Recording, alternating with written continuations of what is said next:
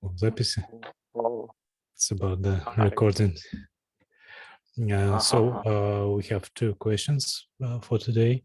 У нас сегодня два вопроса. Первый такой, скорее теоретический, второй практический. Итак, the first question is about the enlightenment in, worldly life in layman or laywoman life, I would say.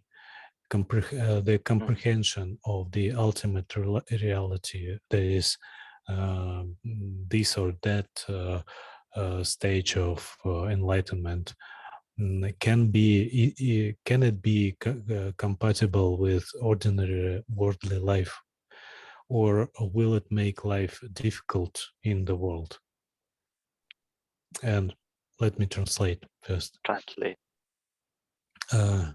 Постижение предельной реальности, то есть та или иная стадия пробуждения, может ли она быть совместима с обычной мирской жизнью, или это затруднит жизнь в миру? Окей. So please tell, even in a lay person's life, like in ancient times also there were, and now also, and in the future also there will be. So as long as the sasana is around, there will be enlightened beings, and not only that, there will be enlightened beings like enlightened Deva, enlightened Brahma. So there will be enlightened beings. Even if the sasana goes like buried, or it you cannot see it anymore, no? But there will be Deva and Brahma also who were enlightened before, no? So what happens is, like a lay person, we have heard, no, like Anathapindika, he was one of like the chief donors of the Lord Buddha, no? He was a lay person, no? And then the lady Visakha, she married, and actually she became Sotapanna at the age of 7. Then she married, and she had lots of children. And then she did lots of wholesome things, no? She was very kind, caring, and for the society as well as even the monastics, no? The monks, the nuns, no? Everybody, like even the little monks and all, they were like waiting for like a mother, no? When she used to come. And then and she did some huge things, no? In the sasana also, like offering huge monasteries. So we can clearly see, this was the time when the Buddha was really present. So he didn't. It was not like they were lay people, no. So they lived their lay life, and she had a lot of children, no. So actually, what happens is, it like they say. Would you like to translate that first? Yeah, Or, okay. okay. Значит, прежде всего надо сказать, что пока есть сасана, то есть учение Будды в этом мире, обязательно будут пробужденные люди и, скажем, боги и другие существа, полубоги, там, скажем. То есть это обязательно есть и будет.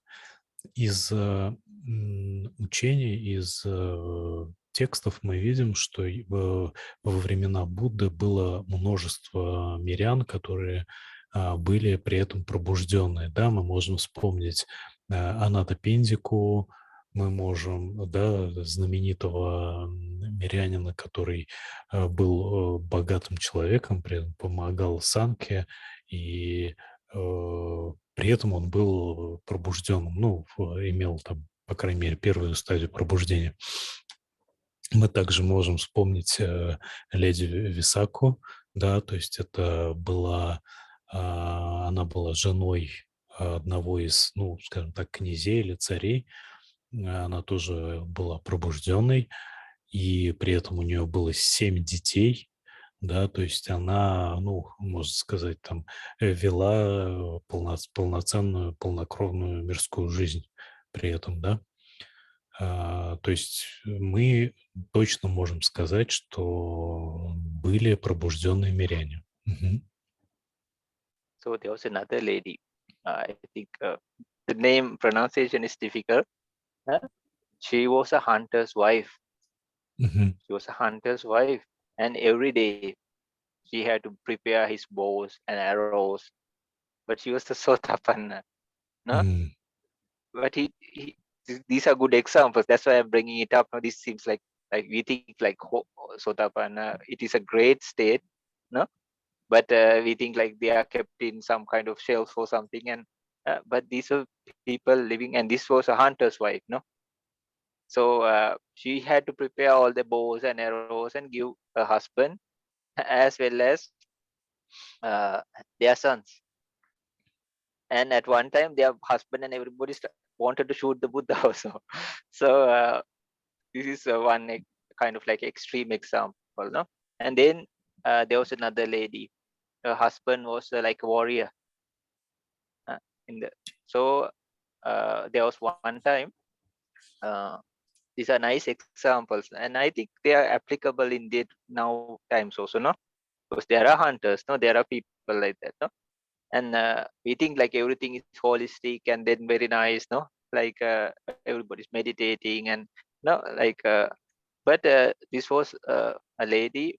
She invited the Buddha and the Arahantas actually, and at that time, or the Bhantes, to come and have offering of dana in their house.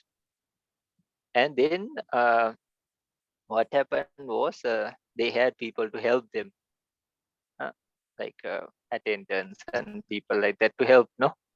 So one helper, I don't like to call them servants, no? It's very seem very nice, no? So one helper dropped a pot of ghee, and it Pot smacked. pot of what? Ghee, like bit Ghee, like ghee. Ага. yeah, like Yeah, okay. butter, no? Мгм, мгм, So so in liquid, more liquid form, no? мгм. So it says like I think it was Venerable Sariputta. He asked like, don't you feel sad, or like is your mind disturbed by this incident, no? So some people really get, and this was like a special moment, no? Say somebody comes to a big dinner and you have this big dinner, and maybe somebody helps, like spills everything, and then it becomes a mess, no?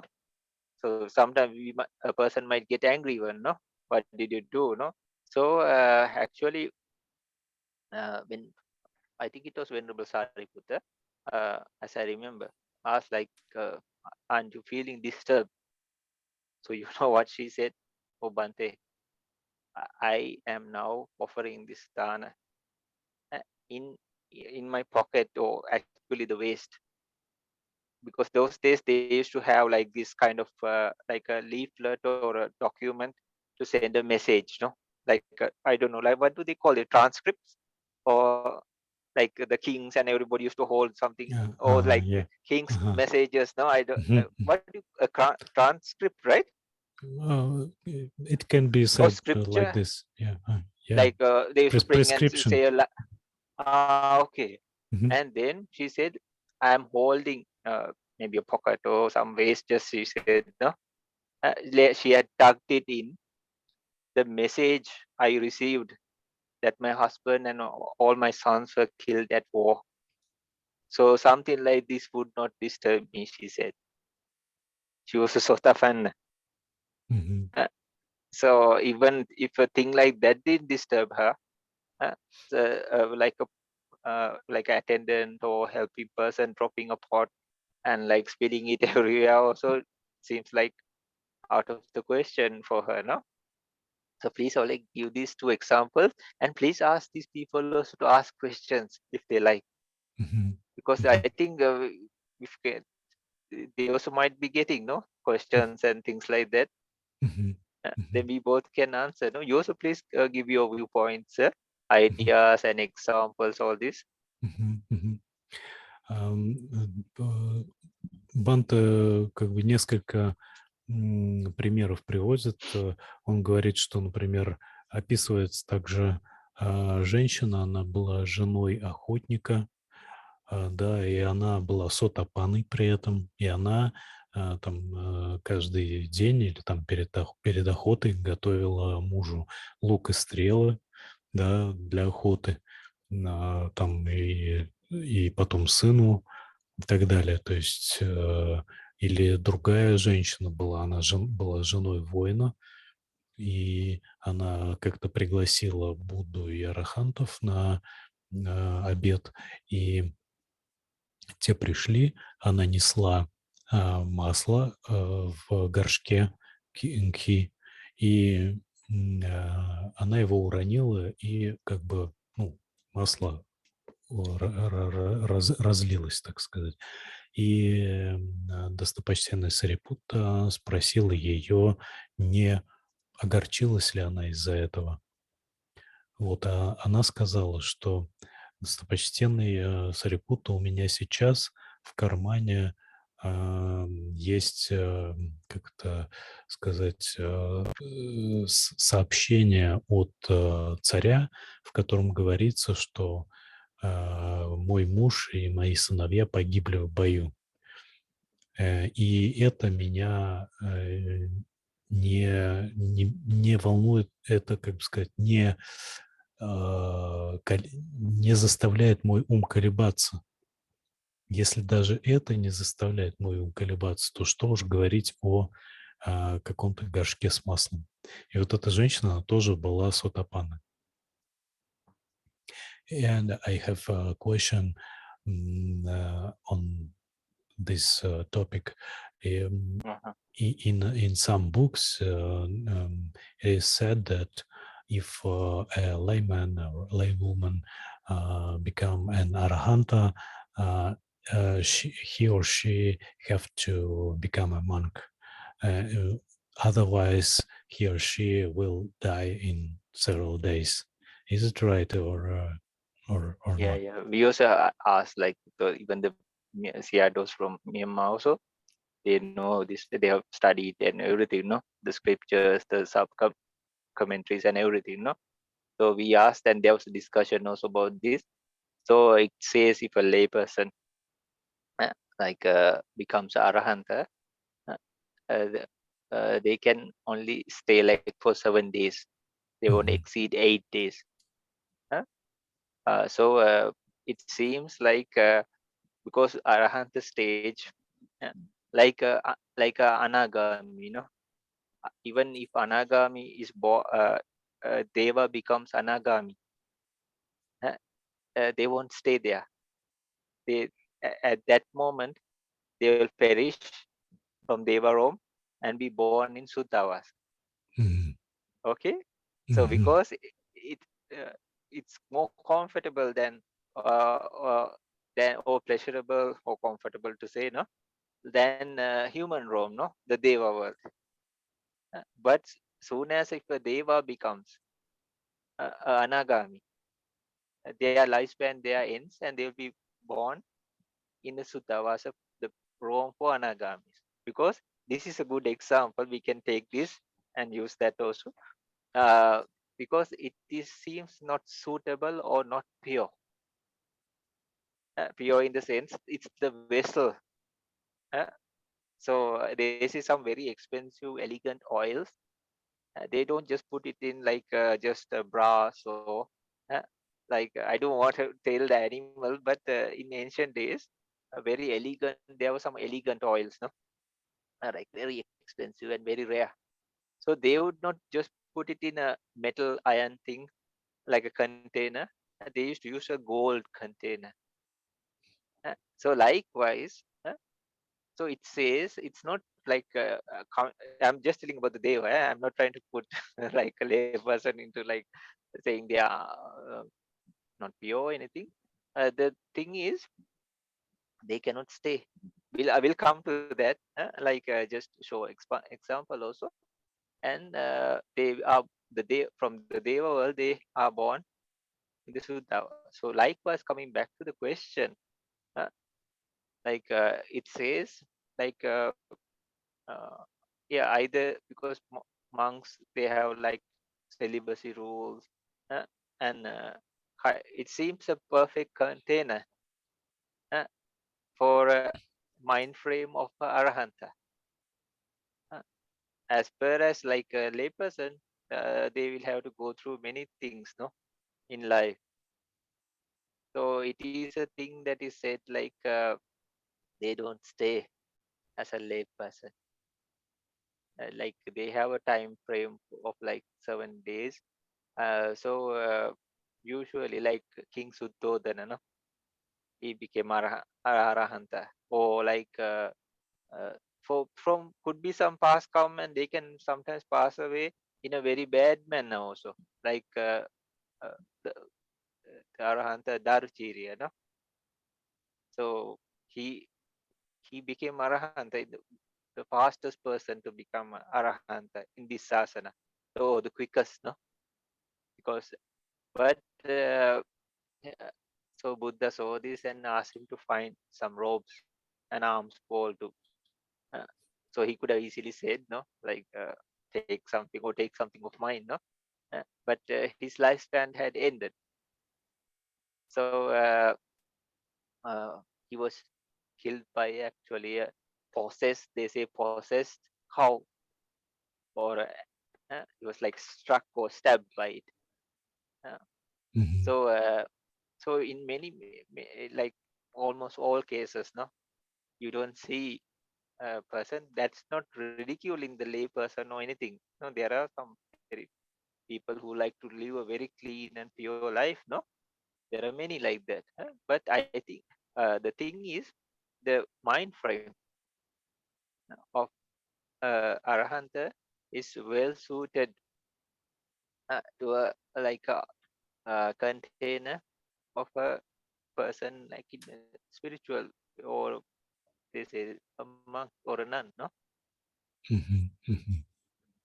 Я спросил Банте по поводу того, что вот говорят, что если человек в миру достигает араханства, то он не может находиться в миру больше, да, и через либо он становится монахом, либо он через какое-то время ну, уходит в париниббану, условно говоря, умирает. Вот. И я спросил, правда ли это. И Банта говорит, что да, вот достопочтенного Саяду тоже спрашивали об этом, потому что, ну, это говорится под комментариях там и так далее. В Милинда Паньха есть такой текст, например, там тоже говорится об этом. И Банте говорит, что да, так и есть где-то у мирянина Араханта примерно где-то 7-8 дней есть, и если он не становится монахом, то он, соответственно, уходит в париниббану. Он говорит, что вот в качестве такого примера можно привести, скажем, божеств, да, ну, например, кто-нибудь там в Тусите находится, скажем, практикует и становится анагами. И он в этот же момент как бы исчезает в этом мире и а, пе- перемещается, что ли, да, не сказать, что перерождается, а сразу как бы перемещается в Судавасу. Это специальный мир для а, арахантов, вернее, для анагами.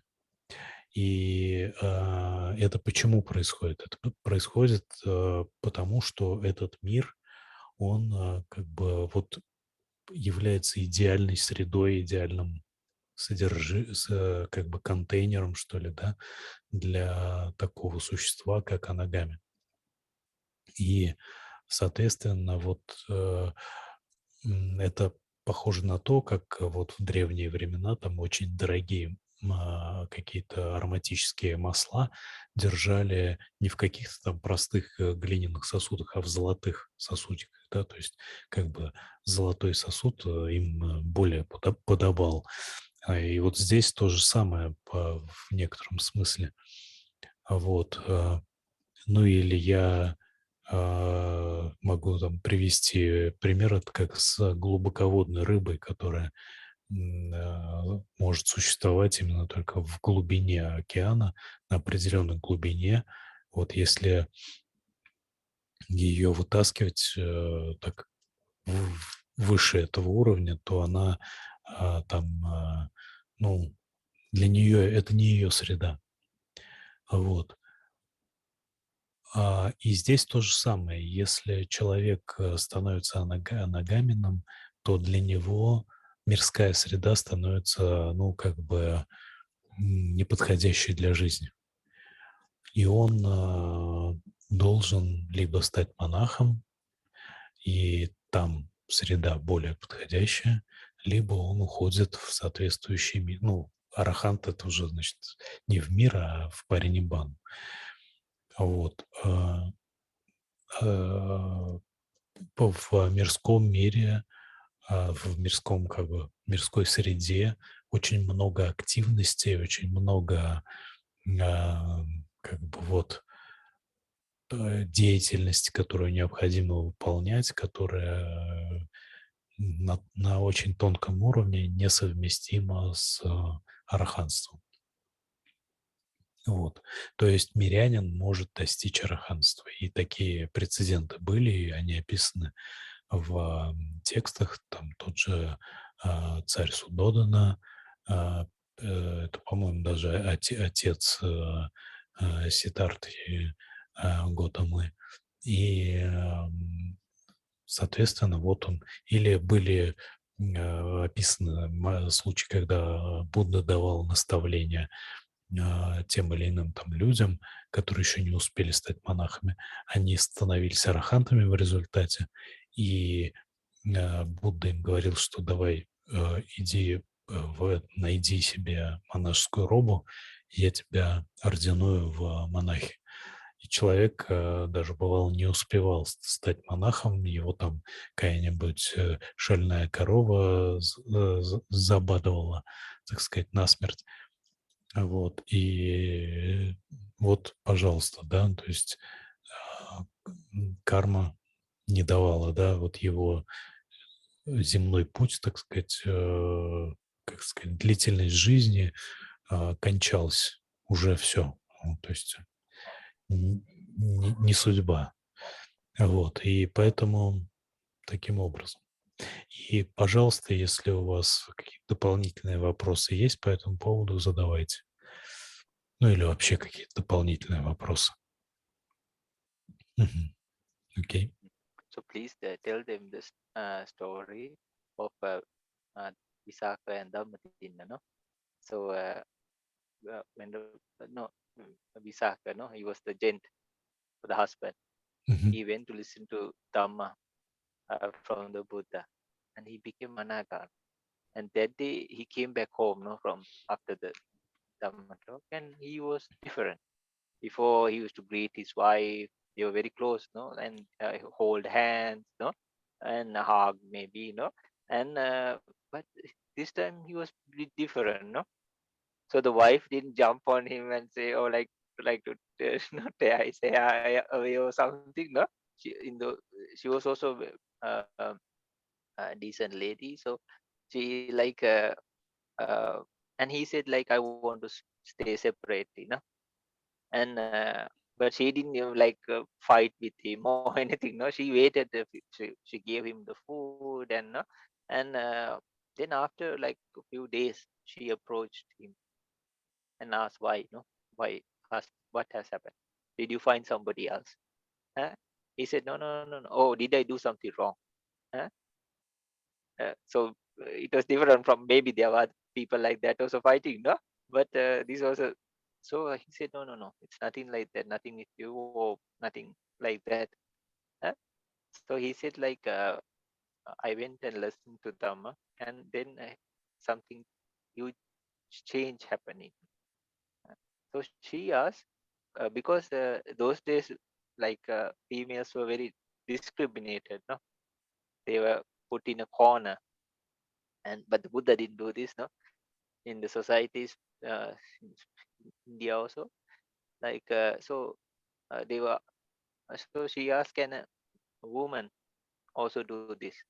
I said, surely, no? Why not? Then she said, please take me to a nunnery or no, where the nuns are there. So you know what? Actually, she became arahanta. Uh, so and then after some time, she wanted to come and have visit her relatives and all. So Damadin thought like she had enough. She was bored or something. She trying to come back. So he went and met her, and there was a conversation. Like he was really questioning and checking on her actually. No, but the answer she gave was way beyond his, and some he couldn't even understand, and some she didn't even understand because it was not in his capacity yet. So she said, "You go and ask the Buddha." Uh, so he asked, "What is beyond? What is beyond?" In many sequences or questions, no.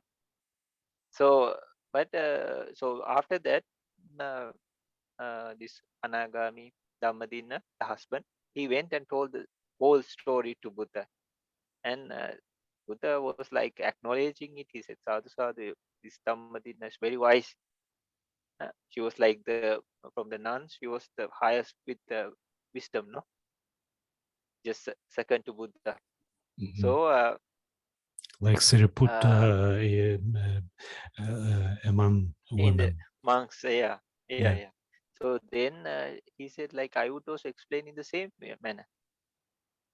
Mhm. So these are like some characters we see, uh, and then it says like we don't just be here like this Dhammadin husband. He was like Anagami, no. We didn't hear like he became Arahant or anything like that in the sutta. Mhm. So let's come to the other parts of that question. Мгм. Мгм. И Банте также вспоминает историю вот такого человека по имени Висака. Это уже не та как бы леди Висака, а именно вот Висака мужчина, который был тоже учеником Будды, который в какой-то момент, значит, ну, был, можно сказать, на ретрите у Будды, достиг там степени анагами, и потом вернулся домой. Вот, жена, значит, ну, они были как-то, в общем, по жизни близки довольно, весьма. Вот она там попыталась его, так сказать, взять за руку, приласкать и прочее. А он как бы от нее отпрыгнул. Вот, но она не стала ругаться. Прошло несколько дней, она папе видит, что муж, так сказать, не проявляет физического интереса. И она спросила его, в чем дело, не нашел ли он кого-то еще, и там так далее, да, или, может быть, она что-то делает не так. Он сказал, что нет, нет, все хорошо, я и просто выслушал, вот был, когда у Будды, в какой-то момент я достиг стадии пробуждения анагами. И теперь вот сексуальная сторона, она как бы совсем мне претит, так сказать. Вот. И а, если, говорит, хочешь, мы можем просто жить как брат с сестрой там и так далее, или я тебе просто дам состояние, и ты сможешь просто свободно жить, вот, но у нас уже отношений не будет. А она тогда спросила, а могут ли женщины тоже достичь этой стадии? Он говорит, да, конечно, почему нет? И она тогда попросила у него разрешения стать монахиней. И он, конечно же, ее отпустил в монашество. Она стала монахиней, ученицей Будды. И сюрприз, она стала арахантом. И после этого ее бывший муж уже пришел к ней, значит, обучаться у нее, задавал ей вопросы. Это вот сутта, по-моему, 44-я в Маджхима Никае. передает их диалог. И ее ответы были в некоторой степени как бы непонятно, даже непостижимо для ее мужа. То есть они были как бы за пределами его понимания, настолько и глубокое было ее понимание. Вот, но в конце концов, значит, она сказала, что вот я тебе сказала все, что могла, ты иди и, значит, передай, спроси у Будды напрямую все, что ты меня спрашивал. И вот, значит, Висака пошел к Будде, рассказал обо всем, передал этот диалог, и Будда сказал, что да, саду, саду, саду, она действительно все сказала правильно, слово в слово, как, как бы я и сам ответил. Так что, да, она, и, в общем, Будда назвал эту женщину, ее Дамадина звали, да, достопочтенная Дамадина. Он ее назвал мудрой, самой мудрой среди монахинь, да, то есть это, по сути, она была как бы такой сарипуттой среди женщин, достопочтенным сарипуттой среди женщин. Вот, то есть все вот это возможно, да, миряне становились анагаминами, так что вообще никаких препятствий в этом плане нет. Мгм. Окей. So please tell Oleg, uh, like we were talking about Sotapannas, no? Like the lady Visakha. uh, Мгм. Мгм. then Sakadagami, Anagami, like this gentleman, no? Uh, like Visakha, no? Мгм. So so up to that stage, as a layperson, they can live as a layperson, no? But they say if a person becomes arahanta, maybe yeah, they don't like to be, like sometimes we don't like to be in the middle of a chaos, no? Like so they don't like to be disturbed by all these things that we had faced in life, no? So uh, maybe they like prefer peace, quiet, and all this, and they don't have to go through all these things, or they would not want to.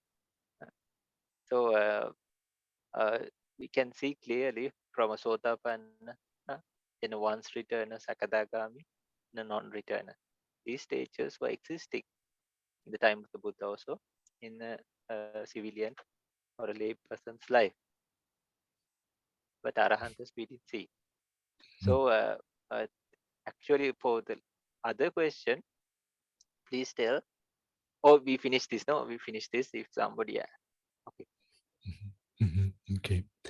То есть мы из текстов видим, что среди мирян были сотапаны, да, как леди Висака, были там и Сакадагами, и вплоть до Анагамина, Анагами, то есть это вот тот самый уже мужчина Висака, да, вот. Но арахантов среди мирян не было. Ну, то есть вот первые три стадии пробуждения из четырех вполне люди в миру могут быть на этих стадиях.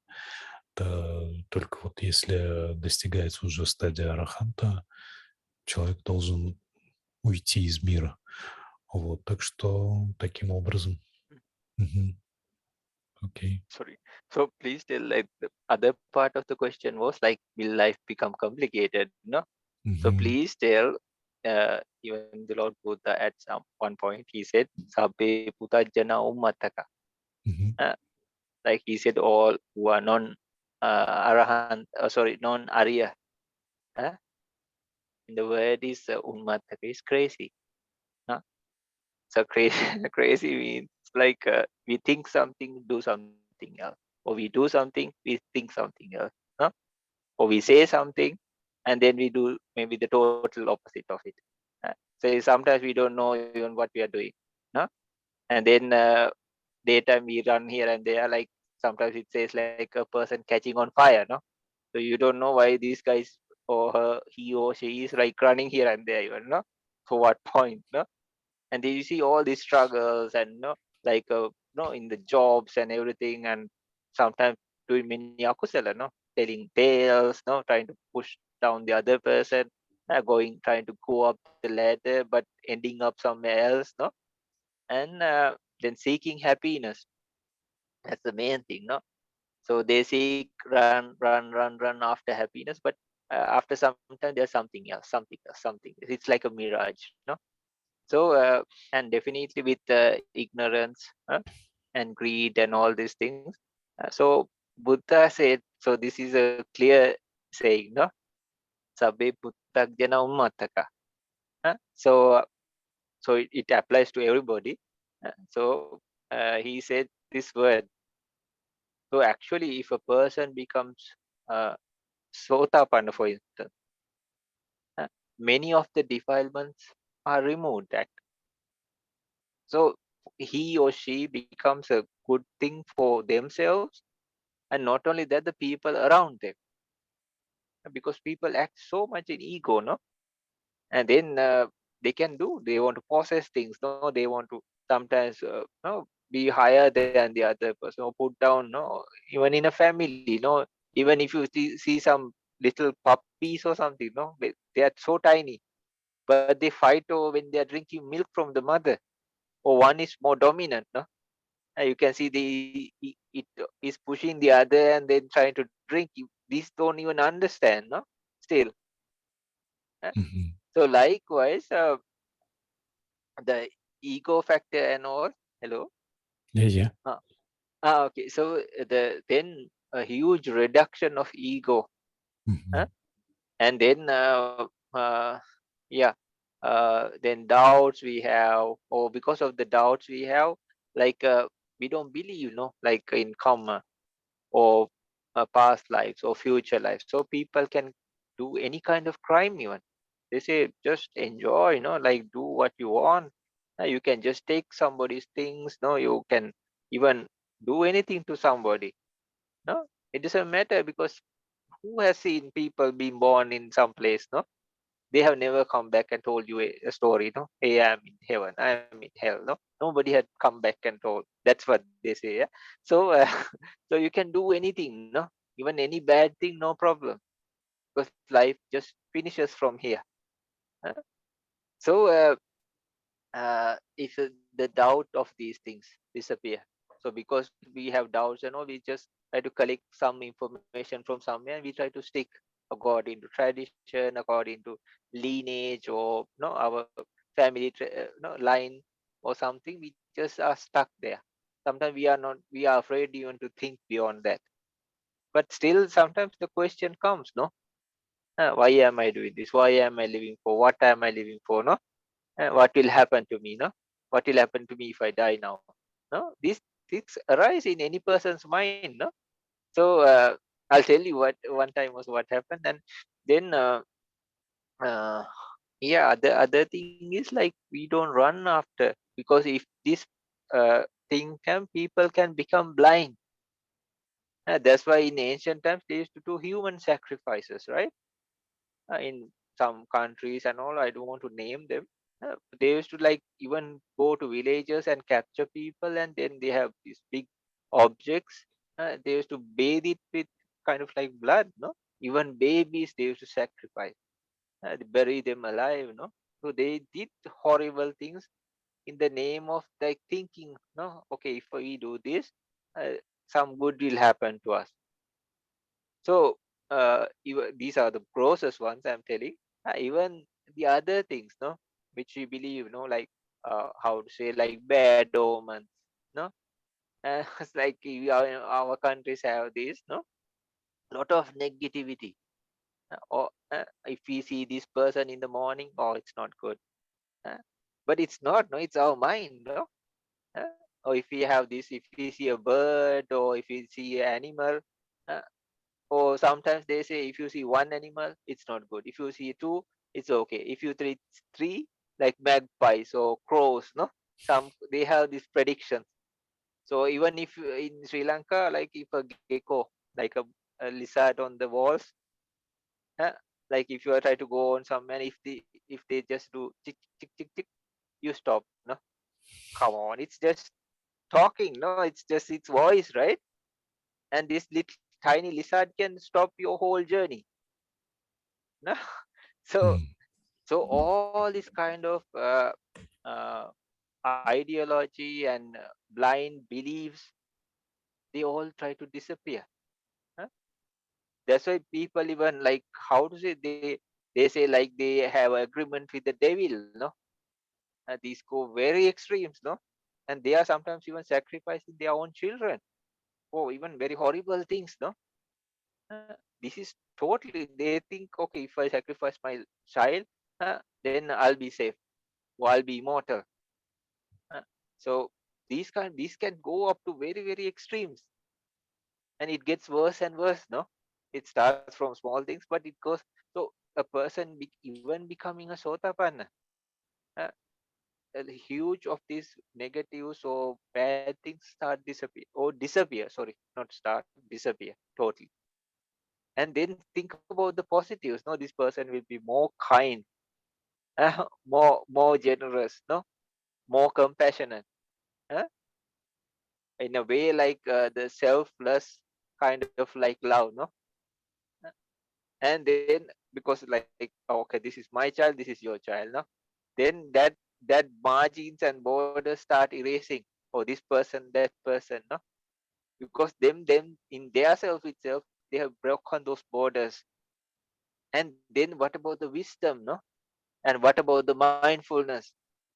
Because and they would never kill, they would never steal, they would never cheat, they would never lie, and they would never take intoxications that can make them very deluded and even do the worst of things. No, so this is a person we cannot even like it's like a treasure, no, to even to have in a family or a society. No, you don't see many of these kind of people. No, okay, there are good people who try to keep the five precepts and all, but still it breaks. No, Uh, but these people like either males or females or anything. No, like it doesn't never break. So it's a whole big a positive thing for the person, for the family, for the neighborhood, for the society, even the world. And not only that, the world and the universe, the akusala arise from their minds is reduced. And it says like you, if a person is like even their future mothers who have to go through the suffering of bearing them, they have to keep them in their womb. No, like it's not a simple thing. They will also be relieved by that. So actually, there are a lot of many negatives or impurities that go away, but and there are like a huge amount of uh, like positives, and that occur to one person or the society, world, even the universe. mm, Even just if a person becomes a sotapan. мгм. И вторая часть вопроса этого была касалась того, что не усложняет ли жизнь, вот, если человек становится, то есть достигает той или иной стадии пробуждения, то есть не становится ли его жизнь более трудной. Но на самом деле Будда сказал, что все не-арии — это сумасшедшие. Все не-арии, да, то есть это то есть те люди, которые не находятся ни на какой стадии пробуждения, они сумасшедшие. Почему? Потому что они делают разные глупые вещи. Они делают что-то, что противоречит их намерениям или мыслям, или убеждениям, или наоборот, они думают не то, что делают и так далее. Они сражаются из-за какой-то ерунды, они огорчаются из-за какой-то ерунды и прочее, прочее. То есть постоянно влипают в какие-то неприятности и так далее. А если мы возьмем сотапану, даже первую стадию пробуждения, то у этого человека огромная, ну, там практически ну, значительная часть, гигантская часть помрачений исчезает. И этот человек, он, во-первых, уже не делает глупостей, он не страдает всякими вот этими мозговыми тараканами, типа каких-то глупых убеждений, суеверий, примет, тревог и так далее. Он или она уже четко знает свой путь, то есть внутренняя уверенность возникает. Этот человек не нарушает предписаний, он не убивает, он не лжет, он не ворует, да, не присваивает, не изменяет, не употребляет опьяняющие вещества.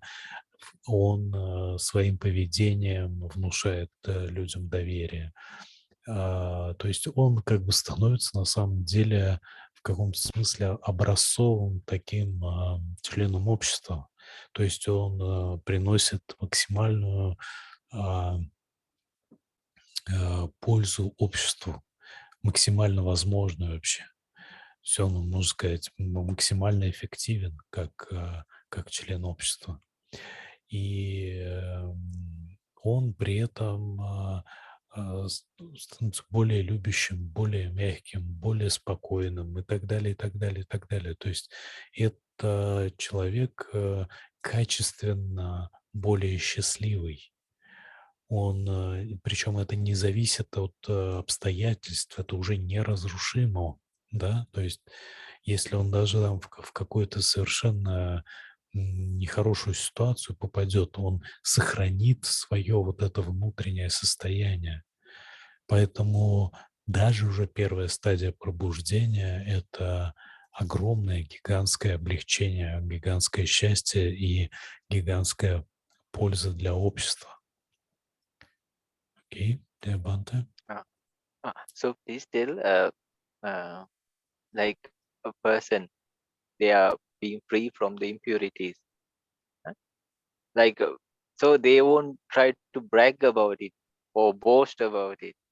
It says even a Sotapanna, he or she would not like to talk or doesn't have much to talk about. So in a way, think we are carrying like 4 tons of garbage, filthy, dirty, and all these things on our heads. No, we have used this before, and it's horrible. No? It's stinky, and like even for the people around us, it's very bad smelling and dirty, and they also can get sick because of this, right? And at some point, so for this person also, it's very heavy. Huh? So at some point, think like 1 ton is reduced. This person also feels better, right? More, yeah, the weight is less. Huh? The stink and the smell and even the people around them, they feel better. No, the smell and everything is much less. No, so then this person also feels like, oh wow, no, one is already gone.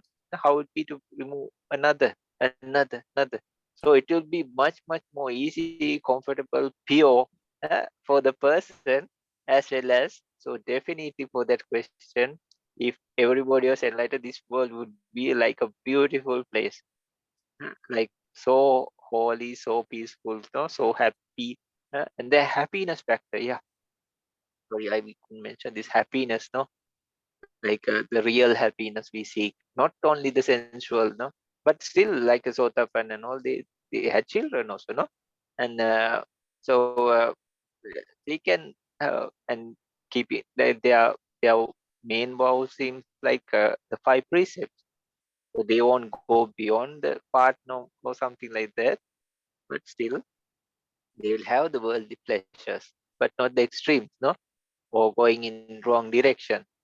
But definitely the happiness and everything without the defilements will be much more. Even a little bit of meditation can bring a person when they are a little bit free from the defilements or separated from the defilement. You feel very peaceful. You feel very happy. So think in a state like a person is like free permanently. So at some state, think of the freedom. Think of the happiness, peace that person, he or she can obtain. And definitely, like when the defilements are reduced, it's a special thing, but they won't have anything to brag about it, or like say, hey, I'm a Sotapatti, Oh, you are frozen, dear Bante.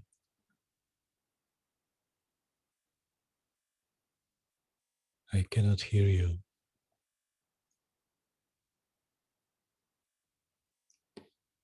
В общем, yeah, I uh, can hear you. Yeah. okay, so it won't be like, they won't be like bragging, no, like hey, I am the CEO of the company or something, no, not yet the director, but now the CEO, no. So you see the characters like Venerable Sariputta for that matter, no, so humble, no. He was like the chief disciple, but he went to other monks. He stood there outside and waited until they finished their things and meditated also. And then only he would approach them and ask questions, like he didn't knew. This was for the benefit of others, and just what he wanted, because Buddha said this monk is, he gives very nice examples, no, he can explain very well. So sometimes he waited for like many months or years to meet that man. And he didn't go with like a card and I'm the chief disciple of, or just putting their name in front. No, so he went humbly and to that person and he listened, and then uh, finally he asked then the other monk or the arahanta usually, no, used to ask, what is your name? So he used to say like, because I'm the son of the lady Sari, uh, my colleagues, no, or Sabrahmachari, or the other monks call me Sari Putra, the son of Sari. Like, actually, that doesn't seem look like a name even, no, for that matter. Uh, so, so they were like that. Uh, so even a Sotapanna, and another thing, like when the defilements are going away, uh, it is a great, like a victory over the defilements. Uh, but a person can ask, no, why didn't you relinquish it before, no, or why did you carry it all this time? Say some person says like, I am free from drugs addiction, no. So in a way that is good, no, like he or she is free from that. But in the other way, a person can ask, why did you start this for that matter, no? You know it's lethal, you know it's bad, you can die from this, no. So why Mhm. in the world did you start this, no? So actually it is a good thing, no, without dying with that addiction or something from that. uh, but in a way, like when you see for like that, we also, it's all these aeons of time. uh, so we actually died of these habits and patterns and ignorance, no, greed, hatred. We died, no. Uh, So then a person can ask, no, why in the world would you be living, born and dying and born and dying and born? And what is the purpose, no? You collect something all your life, and then at the end of it, you just have to leave it and go. And then you are born naked and you start from the very beginning, even the alphabet and everything, and again you start again. Uh, that's also momentarily moments, right? Uh, it's also though you think of a lifespan of 50 years, 60 years, 70 years, 80 years, 100 years, but that's also momentarily. So then we think like, then we have been living as any kind of being like that. huh? So then it seems like a huge, like a how to say, like huge foolishness, no, or stupidity. It has no permanent existence, and you have been coming along with that, and yet we think like something better will come. But still we were born everywhere, no?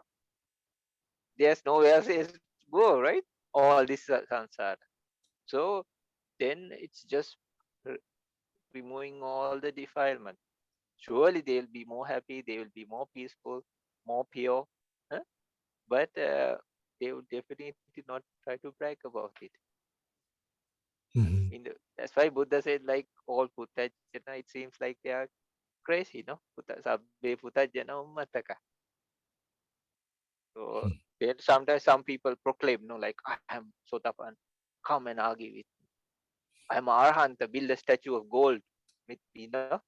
So come on, these are like jokes, no? Мгм. So this is А, a ego trip. мгм. А, э, вот, у можно такую аналогию провести, что у человека yeah, thank you.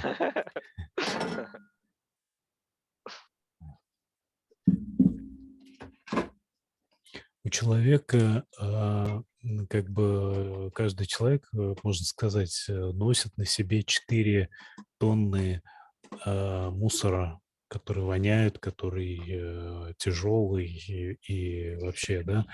Вот. И можно сказать, что, скажем, Сотапанна, освобождается от 1 тонны этого мусора. И он, вдруг чувствует, большое облегчение, во-первых, а во-вторых, он видит, что, от этого мусора, оказывается, можно избавиться. И он, начинает бежать к этому освобождению, чтобы еще и еще скинуть с себя этот мусор. Вот, и,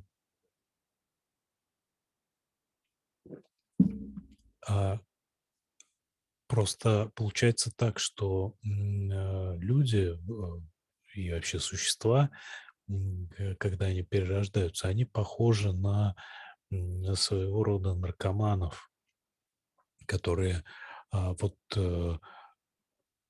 постоянно снова и снова начинают одно и то же, да, возвращаются вот в эту клоаку, так сказать, и страдают снова и снова и так далее. Вот, когда человек, достигает, освобождения, то он понимает, что это никакое не достижение. Это просто, ну, как излечение, да, от наркомании. То есть, это если бы, как есть, человек, который, был наркоманом, потом излечился и сказал бы: "Я излечился, я молодец" и так далее. Но люди бы его, спросили: "А ты вообще зачем это начинал-то, собственно? Зачем ты стал, собственно, начал, принимать эти, вещества?" Вот, то есть, а, и также точно человек, который достигает, той или иной стадии пробуждения, он, не гордится этим. Он, понимает, что, э, такую бесконечность жизни он провел в этой вот, в этом сумасшествии, а тут он просто от этого и излечивается, да, и, ам, здесь нечем гордиться. И мы можем видеть это, да, на примере достопочтенного Сарипутты, который был невероятно скромным человеком. Да, то есть, он был архантом, да, он был вторым человеком после Будды, и он, там б монахи там где-то в зале посидели, ушли, не убрали за собой.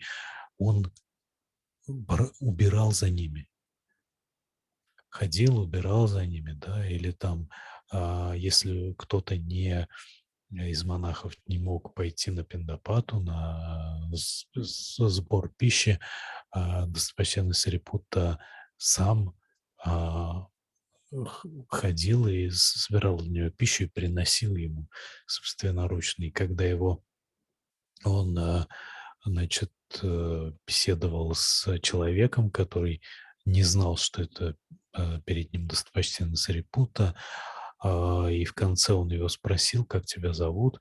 И Сарипутта сказал, что, ну вот, поскольку, мою мать, звали, леди Сари, то, соответственно, меня, называют сыном Сари, да, то есть Сарипуттой.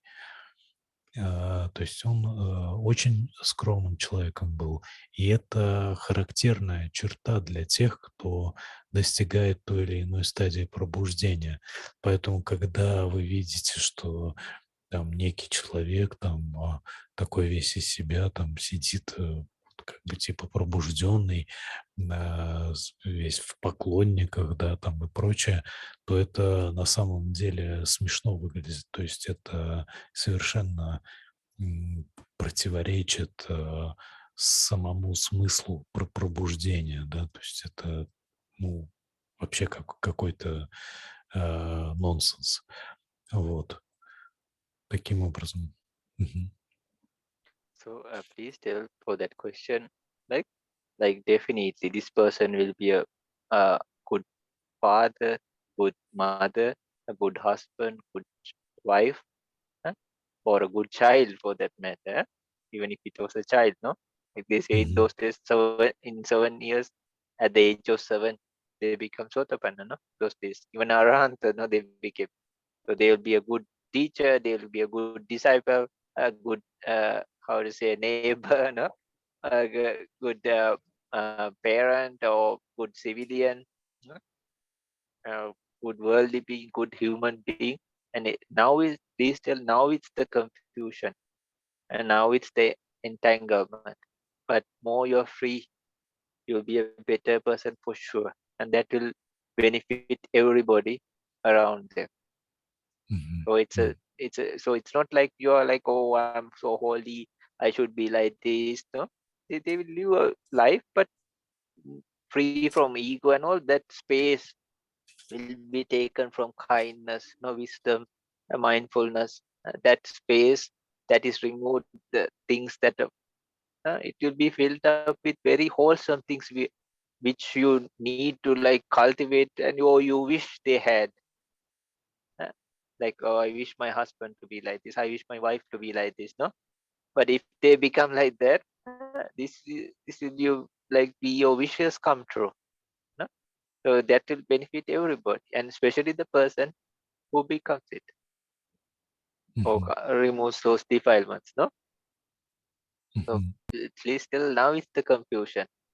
Uh, so but if they become like that, it will be much better and better, and better, Мгм. even for the М. society, world, everything.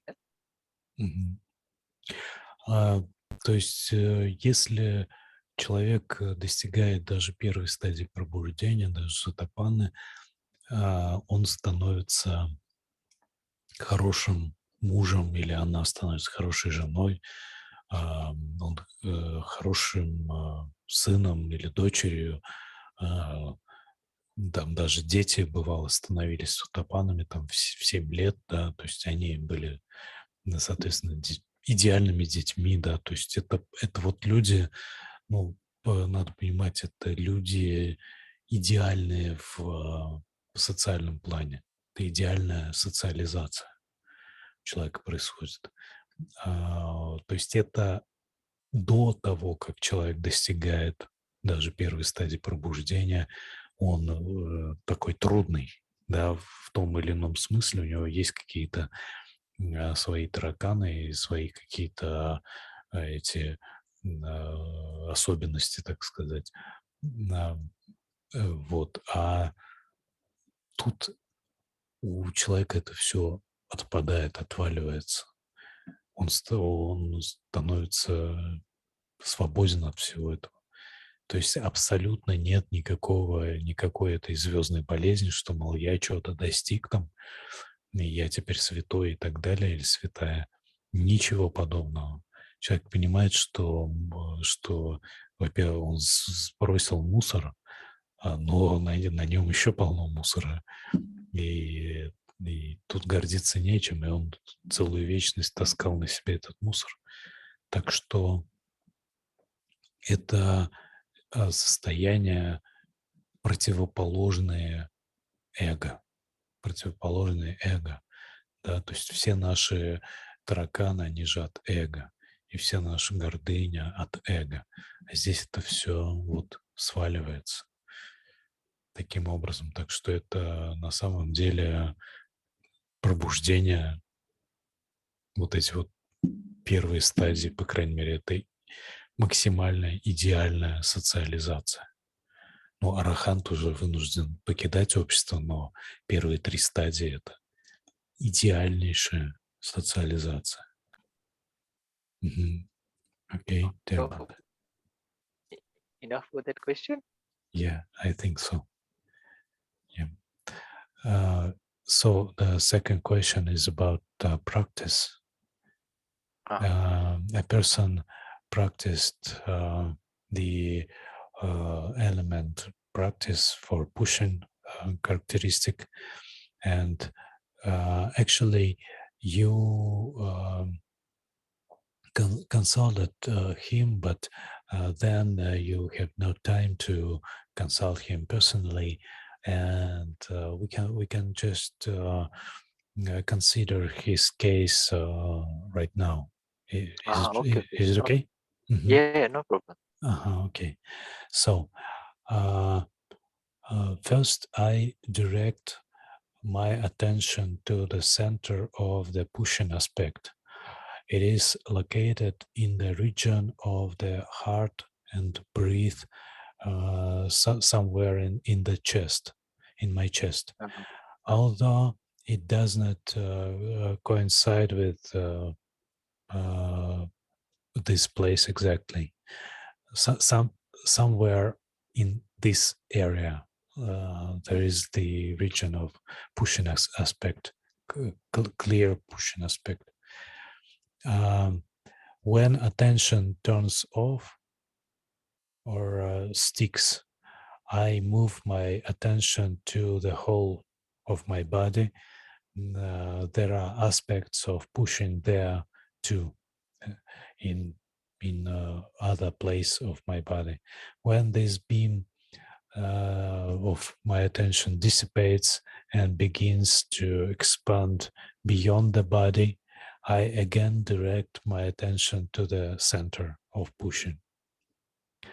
mm, If I do this, then I can balance and not stick, and even more in this way I don't fall down. If you remember, that was an effect like the elevator going down, and this person felt like falling down mhm. Yeah, yeah.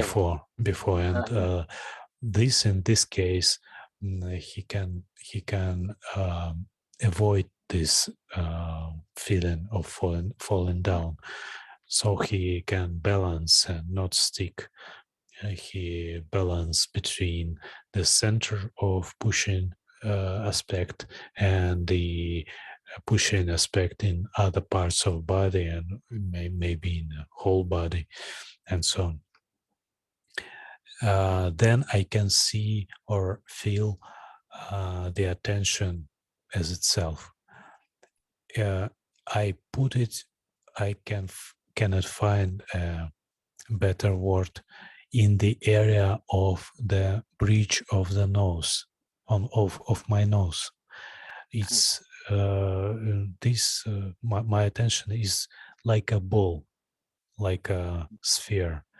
Uh, as soon as attention is gathered there in the bridge of my nose, sukha and piti appear. Uh, Piti is like a smile that does not need to be maintained. It just shining, and that's all. And sukha is a pleasant body, feel of pleasant body, and also the pain doesn't go away completely in this state. It seems to be very far away from me. mm, Naturally, attention immediately moves to pleasantness, and the one point on this disappears. My attention just go to feeling of pleasantness, And that is why my one-pointedness disappears. But I can do this several times. I can come back to the one-pointedness several times during the session of meditation. As long this is how my practice of meditation goes on, and Mhm. it would be wonderful to get your comments on this. Let me translate firstly. Okay, okay. Ага. Значит, этот вопрос по поводу практики. Это практика элементов, а именно это элемент толкания, что ли, да, pushing на английском. То есть это аспект элемента ветер. То есть это ощущение толкания или давления. Итак, вот человек описывает свое состояние, свою медитацию, свою практику, процесс практики таким образом. Сначала я направляю внимание на центр вот этого аспекта толкания, то есть то место, где этот аспект чувствуется наиболее ярко. Он находится в районе сердца и дыхания, где-то в груди, хотя и не совпадает с ними в точности. Когда внимание отключается, залипает, я перемещаю свое внимание на все тело. Там тоже есть аспекты толкания. Когда этот луч рассеивается, луч внимания, и начинает распространяться за пределы тела, я снова направляю свое внимание в центр, да, где вот центр толкания.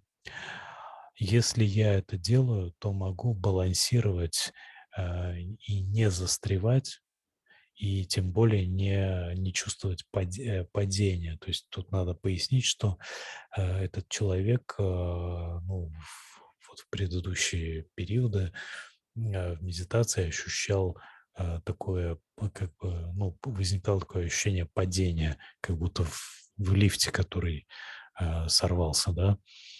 Вот, это было довольно беспокоящее чувство для него, и вот он, значит, таким образом удерживается до возникновения такого состояния.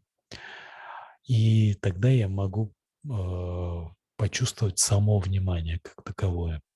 Я а, устанавливаю внимание в районе переносицы, и оно ощущается как такой своего рода шарик. Как только к нему приковывается внимание, то есть устанавливается внимание вот в этом районе, появляется сукха и питти, то есть блаженство и радость. Питти ощущается как улыбка, которую не нужно поддерживать, она просто есть. А сукха, она ощущается как приятное тело. И хотя боль не проходит полностью, но кажется, что она как бы очень далеко. Естественно, внимание сразу переключается на приятное чувство. И тогда однонаправленность ума исчезает. Но я могу сделать несколько раз цикл, да, за сеанс медитации. Вот. Я также хочу ну, здесь принести свои извинения, потому что этот человек достаточно давно вот уже просил эту консультацию, но у Бханте не получалось. Вот, а я как-то не, не догадался, что ли, вот этот вопрос вынести вот на встречу, да, хотя, казалось бы, это вполне можно было бы сделать раньше. Итак, окей, Нирбанте. Uh, so please tell. First of all, I'm very sorry. Yeah, because that those times was a very tough time. My father got very sick. And I also got sick. No, and it was like very hectic. No, I couldn't even answer your messages for some long time. No, I would just pop in and put maybe some greeting or something and just go. I couldn't even read those messages. So there was kind of like many, and some people used to send like experience. So then it had piled up, and I still couldn't answer them. So so first of all, very sorry, and And yeah, I sorry as well because I could place this question to our meeting. and I just didn't. Ah, That was my fault. it's a yeah. So anyhow, we are both sorry, no? So yeah. So and yeah, and the other thing is like this still like his enthusiasm and effort and well valued, and then the experience and how he's trying to explain them and seems very interested, no? And so please tell those Oleg first. Мгм, мгм. Окей. Прежде всего, Банте хочет тоже извиниться, потому что у него тут вот это время весьма такое напряженное, в связи с тем, что необходимо ухаживать за отцом, очень так это плотно ухаживать, и он даже, у него нет времени толком читать сообщения и отвечать. Я это могу подтвердить, то есть он, собственно, и мне тоже довольно редко отвечает, ну, очень, очень, в общем, занят в эти дни. Вот, и а, поэтому таким образом. И надо сказать, что очень хороший отчет, и видно, что у человека а, глубокий опыт появился в этом методе и хорошие наблюдения. Вот, так что это первое, что вот Банте хотел сказать. Мгм. Окей. So please tell, like uh, he also can see from this, and that day also when we were discussing, we talk. So I'll just give a way like how our teachers taught us, huh? And then he also can have like a guideline, no? So this is four elements meditation. Yeah, four elements. So we are focusing actually on the element factor or the characteristic factor, not about the jhanic factors. Nothing like that. Or how comfortable or peaceful. These are we are focusing on the otherwise they become different objects. uh. So I'm not telling it's wrong, but this is I'll just say the simple version of that day also we discussed this. So the simple version. Okay. So for example, pushing. So we usually the teachers ask us because we are practicing anapana, no? So what he said about anapana, or he felt like this, is true. uh. So you feel, no, like the breathing and all very strong because it's a huge place where you can feel the pushing characteristic. uh. So we are supposed to like put our attention or the mindfulness in the head area or the middle part of the head area. That doesn't, like some people ask, where's exactly the middle? No, it's just to get idea of it. Like it's not like center of the earth or something, no? So are they asking, is it here or from here or here? Is it like that? No, it's just to feel or get the experience. So pushing or the teacher, some people it's difficult. So the teachers also say, okay, any place that is prominent, maybe your abdomen, do you feel the rise and fall? No, so this is a huge characteristic of pushing. Or he said like the heartbeat or the chest area. Fine, any place that is prominent for you, please use that. Huh? Мгм. Then this is our sample. This is our example. We don't just stay there, or this is just the example like somebody checking here. So other elements or characteristics, the things are different. Huh? So please tell this part first, Oleg. Мгм, мгм. Значит, далее надо сказать следующее, что вот этот метод, о котором здесь идет речь, это все-таки медитация на 4 элементах, да? То есть объектом здесь являются именно характеристики, соответствующие тому или иному элементу, в данном случае толканию, элемент ветра. Поэтому мы здесь не отвлекаемся ни на какие другие вещи, даже там джановые факторы, пити, сука, это все для нас уже другой объект, по сути. То есть мы, по сути, получается, переключаемся на другой объект. Вот, поэтому надо оставаться на том объекте, который мы выбрали. Далее. Вот как бы классические инструкции, которые вот даются в этом случае, они выглядят следующим образом. Мы первым делом находим то место, где вот эта вот характеристика, ну, опять же, в данном случае толкание ощущается максимально четко, отчетливо, да. Ну, как правило, это там, если человек практиковал анапану, у него это вот область дыхания, да, тут вот он уже очень хорошо, так сказать, пообвыкся, прижился, и у него там все хорошо чувствуется. Вот, но это может быть и вот там центр головы, кто-то там спрашивает, а где именно центр этой головы находится. Здесь не имеет значения. Тут это просто у кого где вот это ощущается, там и хорошо.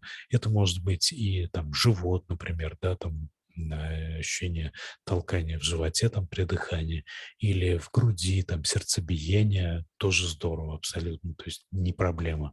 Вот, где чувствуется вот эта вот характеристика, там и нормально. Вот это вот у нас место, оно является базой, отправной точкой, как бы примером, таким образцом, да, вот для как контрольный образец такой, да, своего рода, для того, чтобы мы могли с ним сравнивать все остальное, да. То есть мы вот в этом месте точно, мы можем чувствовать эту характеристику, там, толкание в данном случае, и можем все время как бы освежать вот это вот, ощущение, возвращаясь к этому месту. Но это у нас просто база, мы в нем не задерживаемся, а просто вот находим в нем это ощущение и дальше идем дальше. Окей? Мгм. So please tell, like just like any other meditation, the instruction is very simple. Huh? Very simple. Just like Мгм. Anapana or any other meditation, it's very simple. And we have to keep it very simple and easy. Okay. So Мгм. we select the place we feel it the most. So hardness, softness, lightness, or pushing, flowing, any characteristics. There are 12 characteristics. So whatever you selected, uh, we take that. uh, and then what happens is we find the place where it's very prominent. So if you take pushing, maybe the abdomen, hardness, maybe your teeth or your skull. Doesn't matter. But this is just the sample because all four elements are everywhere in our body.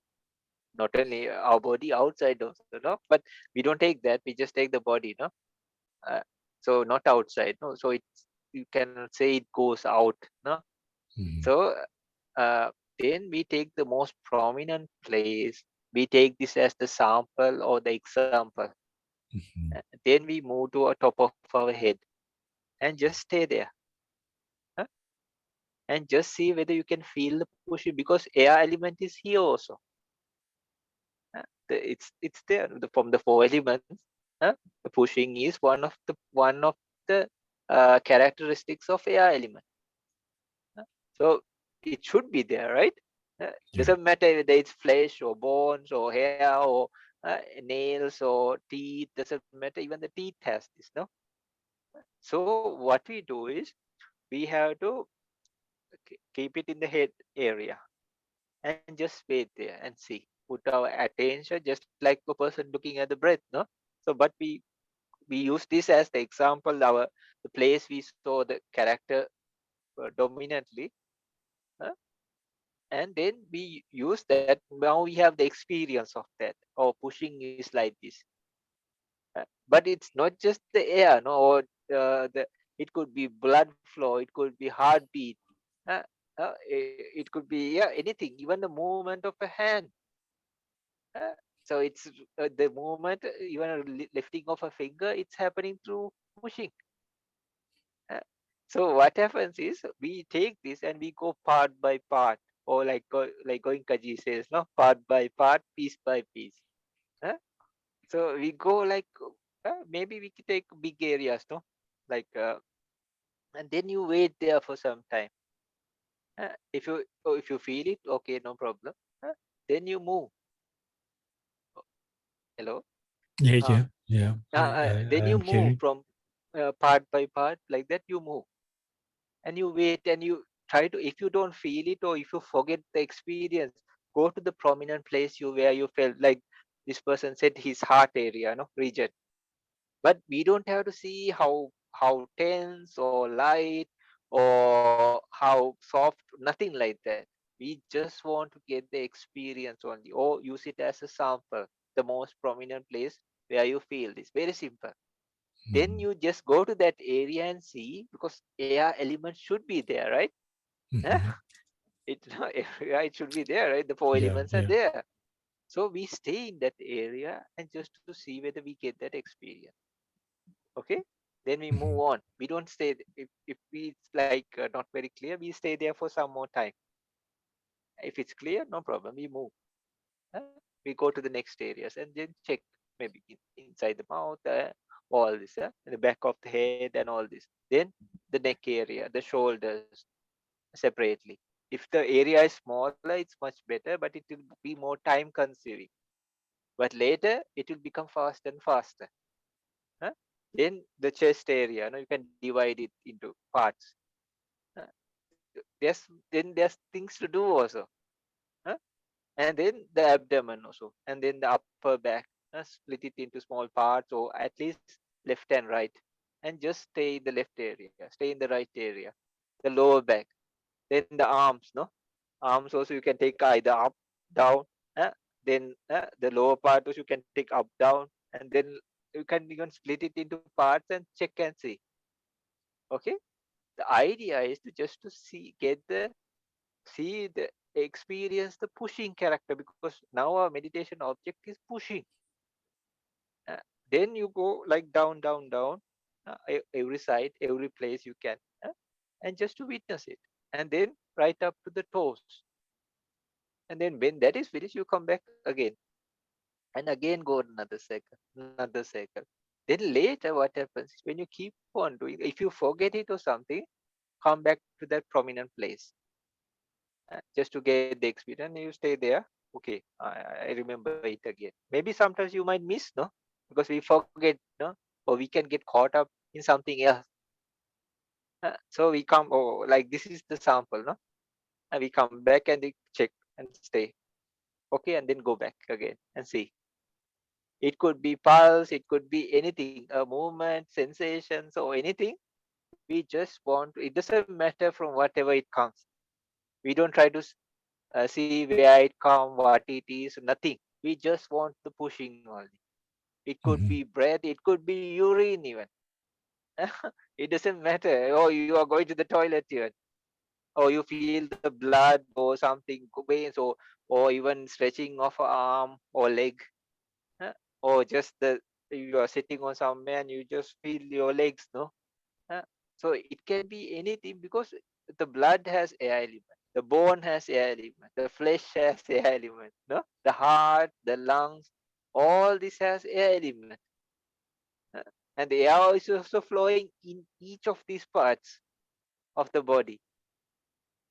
There's air that goes up like burps, no, and then the air that goes down. You go to the toilet or fart or anything, no, the gas that comes out, or even the air helps the blood flow also. So everywhere there are so many veins in the body. So pushing, pushing, pushing, pushing, pushing everywhere.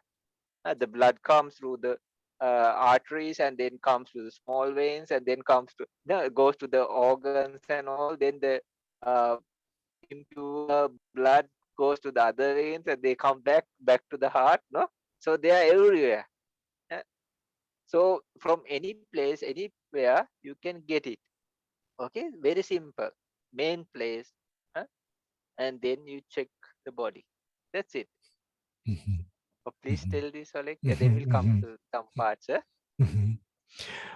Так вот, значит, мы находим вот это вот место, базу, да, вот это место сравнения, контрольный образец.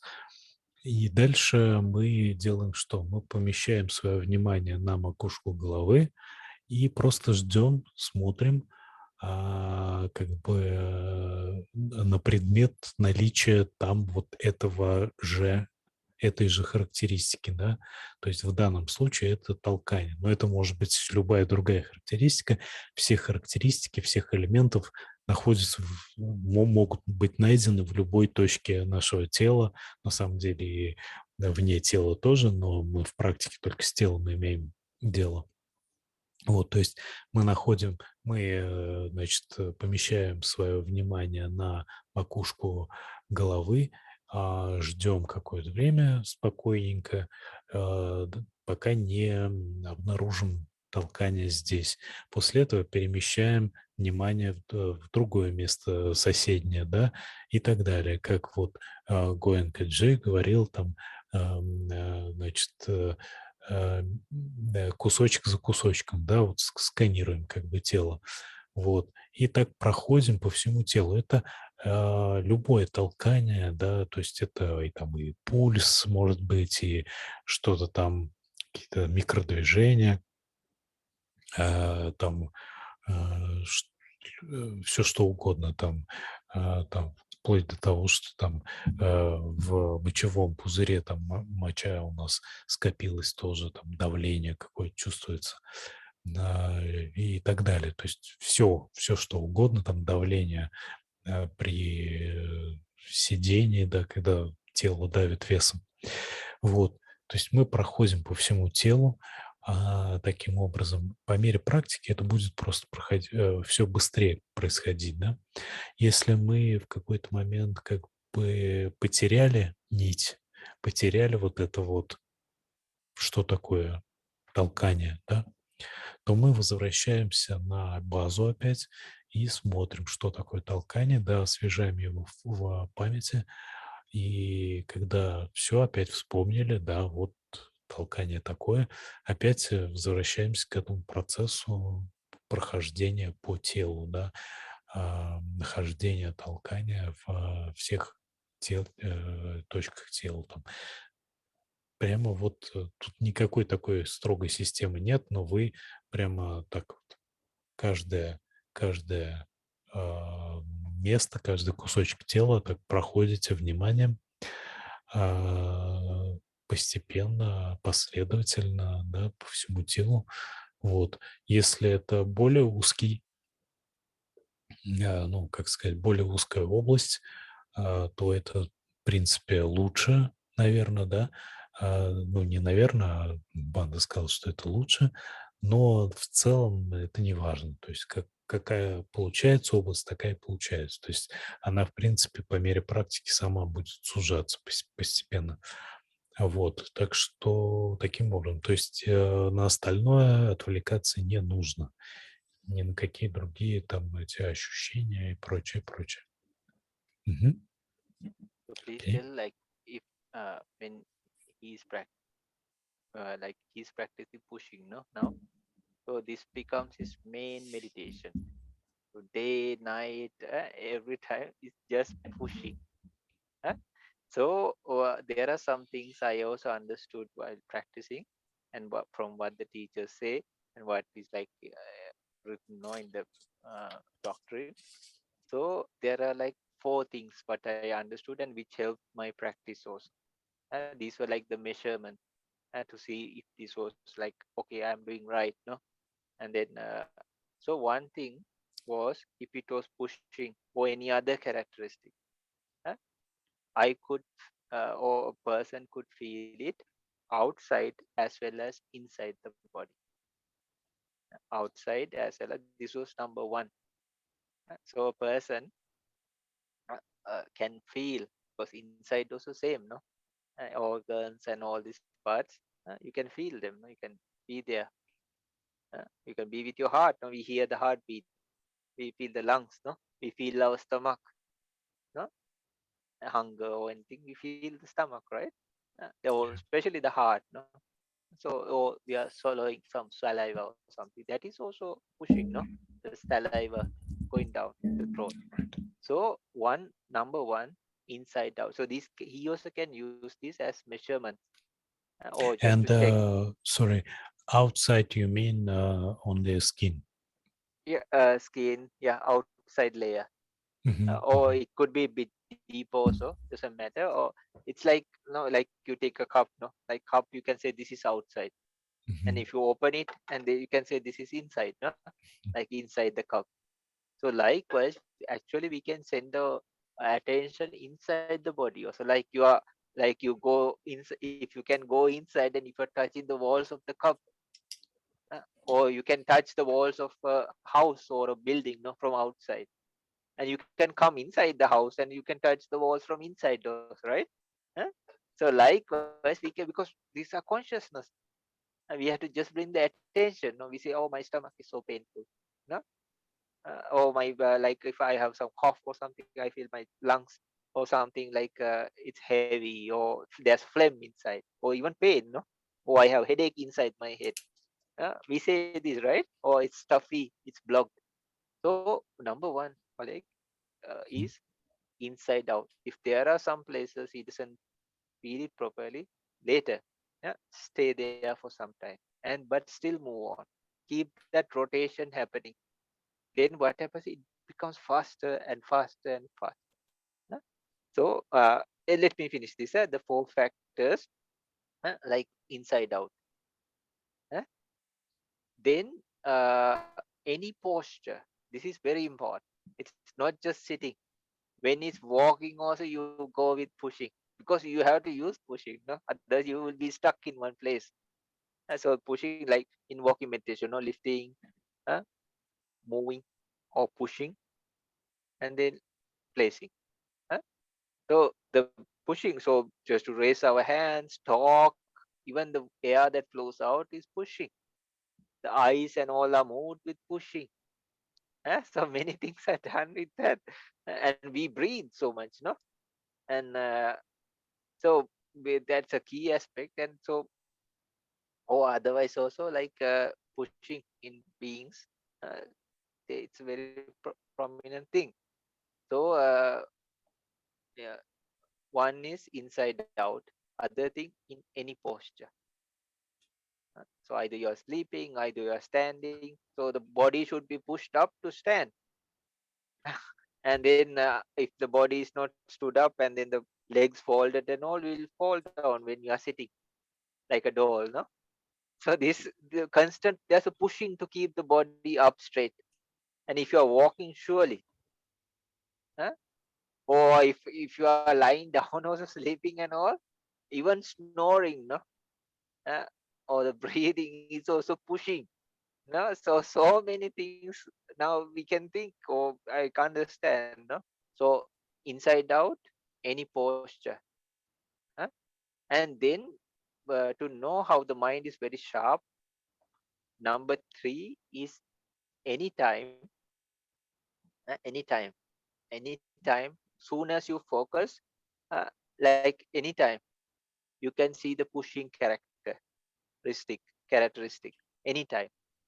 And then number four, any place. As soon as you put it there, I want to see pushing here, I want to see pushing here, you can check, you feel the pushing. Okay. мгм. Окей. А, Значит, Бханте дальше говорит, что в своей практике нужно стремиться к тому, чтобы вот этот объект медитации, ну, в данном случае толкания, был с вами постоянно, где бы вы ни находились. То есть не только в медитации, постоянно толкание, толкание, толкание. А, Это очень важно. Есть 4 как бы признака того, что вот эта вот практика идет как надо, то есть вы как бы углубляетесь в ней, да, и уже достигаете в ней определенного совершенства. Вот 4 признака. Первый признак, что вы можете эту характеристику толкания обнаружить и внутри тела, и вовне тела, да, ну, в смысле, на поверхности тела. То есть вы можете с одинаковой легкостью ощутить вот эту характеристику и внутри тела, там, в органах где-то, да, там, глотаете, когда там еще что-то в глазах, там, прочее, прочее, и на коже. Это первое. Второе, вы можете ощутить толкание в любой позе. Ну, 4 позы, да, то есть это сидение, лежание, стояние и ходьба. Третье, вы можете ощутить толкание в любое время, в любой момент. Да, вот просто в любой момент можете взять и а, э, толкание поймать. Четвертое, в любом месте вы можете это сделать, то есть в любом месте тела, в любой точке. Вот, когда вы вот этих 4 моментов достигаете, но опять же достигаете как? Это достигается в ходе просто практики.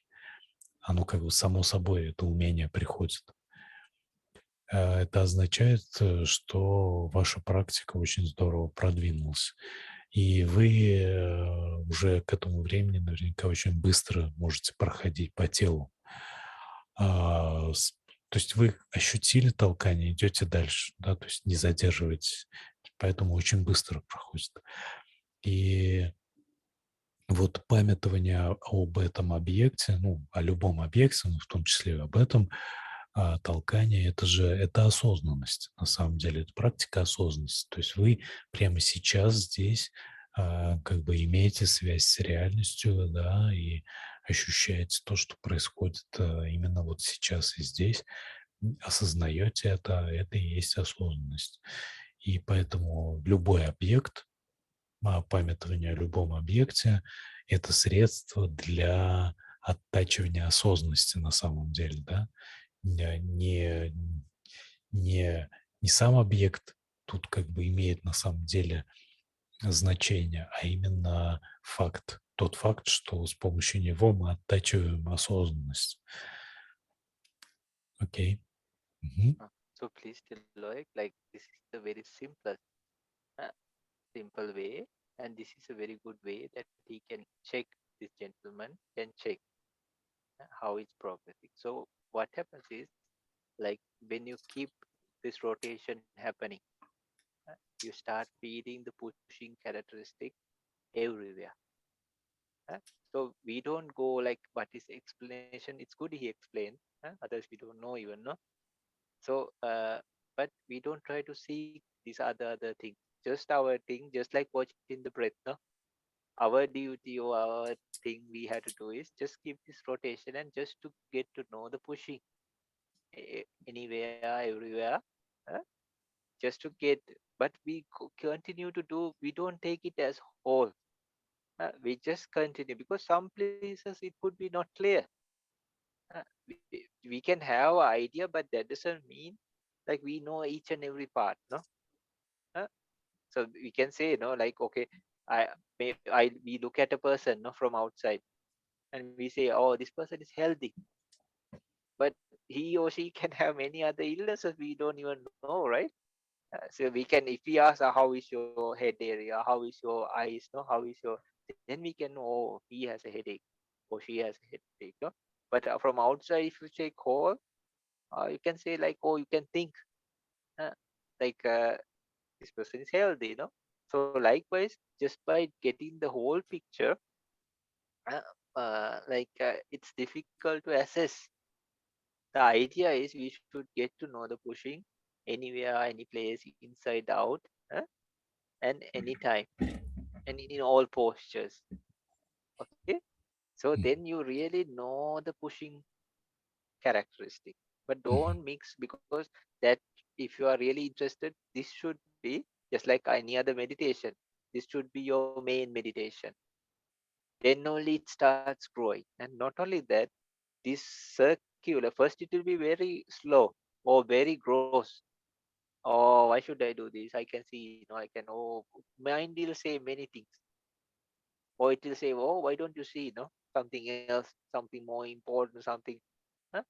So, but what happens is like it becomes faster and smoother. That means the mindfulness and the concentration is building. The five hindrances don't disturb. And the best thing is you get to know the pushing characteristic very well, which is essential, uh, to know the air element. Otherwise, we don't know. uh. So then there's a concentration that builds from this also. But that also we don't focus. We just keep this pattern happening. And the best thing is it stops all those unwanted thoughts or the mind from wandering. That's why we use some simple one technique, any kind of meditation. Okay, breathing, we just do that. 4 elements, we just, when we are starting, we just use one. Because for the others also the same process. Okay, but if you know one well and if you get to know it, then the others ones are very easy. You already know the technique and you started feeling. And because the AI element is there, surely the other elements are also there, right? So you'll, because you saw checked every place and everywhere, you definitely can get to know the other elements also very easily. And when you can do it like with one element very well, what happens is like very easy to put, and it doesn't take so much time for the next one. Okay, and there's some work to be done. And then later you have to take two together, then three together. No? You have to practice one, then get skilled in that. Then you take another one and you practice with that. You get skilled and you take those two both together, and from head to toe you check. uh, then you take another one, practice that, but the time that uh, becomes less and less and lesser. Mhm. Okay, we tell this first. Okay. And I have an additional question. I will ask you after I Okay. translate. Uh-huh. Uh, Итак, вот этот путь, эта практика, надо понимать, что она очень простая и легкая. Вот если мы чувствуем, что она непростая и нелегкая, значит, мы что-то там усложняем. То есть это вот просто мы берем и находим вот это вот ощущение в любой точке, да, постоянно, не только в медитации, памятуем вот в данном случае о давлении, да, то есть там в повседневной жизни просто чувствуем это давление там, где оно чувствуется, да, там, где оно, ну, его проще почувствовать. И постепенно вот этот процесс, да, вот сканирования в медитации, он становится все быстрее и легче, и как бы более гладким. То есть это будет означать, что наша осознанность и наше сосредоточение совершенствуются. Вот. И я также дополнительный вопрос сейчас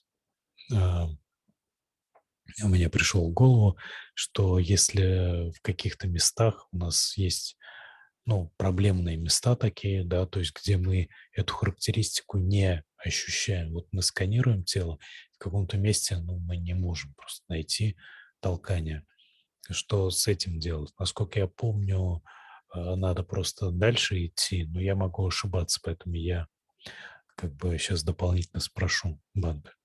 And the additional question is when we are scanning our body for pushing, for example, aspect, you said that some points of body, some places of body are problematic, are um, difficult to feel the pushing. And what we are to do with these places? Uh-huh. We should stay on this place, or we just go further, or what? Uh-huh. Okay, okay. Please translate question. Yeah, I translated it Okay, okay. before that. I have Already already said. translated. Oh, sorry, Yeah, sorry. yeah. So what happens is first initially we start the routine. Hmm. Huh? Then Hmm. some places are more prominent. We start feeling the pushing. But first, because when you start, a person doesn't know, no, except the place like you start the prominent place. Huh? And sometimes the mind wanders, like any other meditation. Huh? So what we do is we keep on the pattern happening. Then later, at some point, you start feeling the places of pushing. Maybe here, breath, maybe the heart, no, or maybe the chest, maybe the abdomen, or someplace like the throat, no. You just start feeling. That also the experience can different. Somebody can say it's uh like pressure.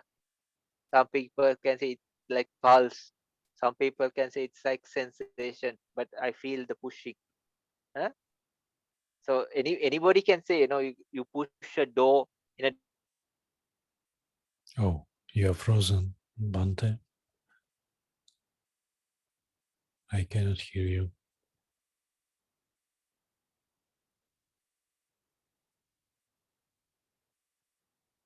Hello. Yeah, yeah. Now Ah, I hear you. okay. Something with the internet. Hmm.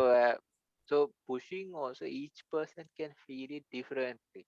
For example, the way I'm pushing the cup, the way I'm pushing the chair, the way I'm maybe a person is gentle push or please go, or way I'm pushing a door is different, right? So even even in pushing, people or different places can show the pushing characteristic in different experience, but just doesn't matter. We just want to feel the pushing. That's why we don't search and see. So for your question, first we go like few days or few just to get the feel of it, because this could be something new. Huh? Then later we start feeling the pushing. Some places we don't even feel, not problematic. Like the pushing is there, but we cannot still feel it because it's there, right? Huh? So then in that case, what we do, just stay there for a little bit more. But these places become lesser and lesser and lesser and lesser. Huh? So if you forget how pushing is like, you go to the main place where you experienced it and come back and see in any way this goes with this. Huh? But But we don't stay there until we feel the pushing. We if just a if bit po- longer yeah, stay there. if possible, it's good to do, but we have to keep the routine also happening. No, the Mhm, mhm, point is like the mind can start to wander, or mhm. we get other ideas, or even boredom. Huh? Like so if there's a continuous flow there, because you feel, and then the confidence starts building, you become more skilled. And definitely we have to know all the places, no, like everywhere.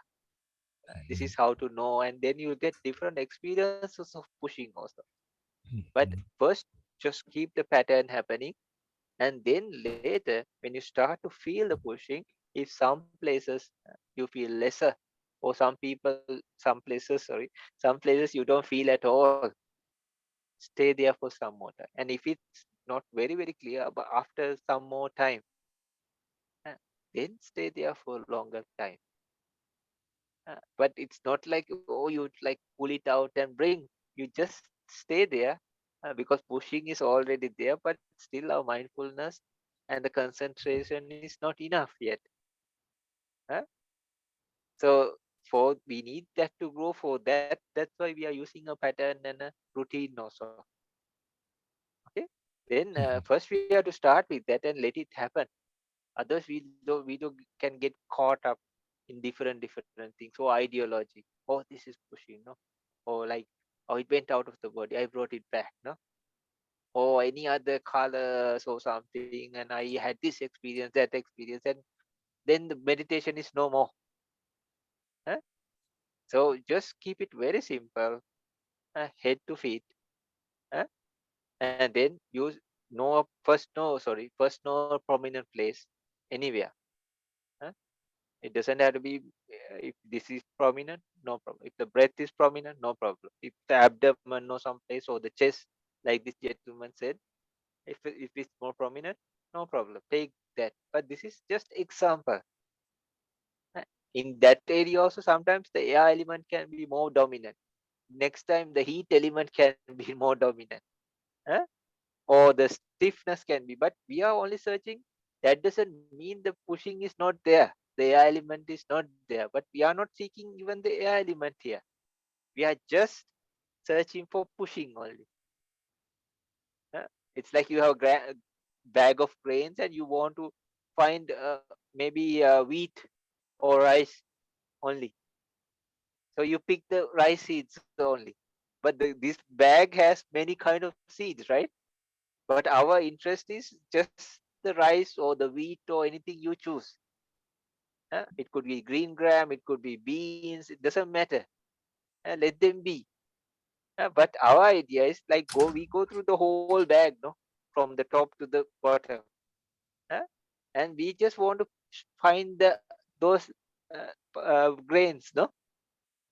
So likewise, we just, and if you don't find, we search more, right, in that area or that amount you took.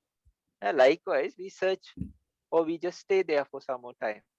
But this is in a later stage, Oleg, because first a person definitely has to get the routine or the practice of doing it, and even doing it faster even.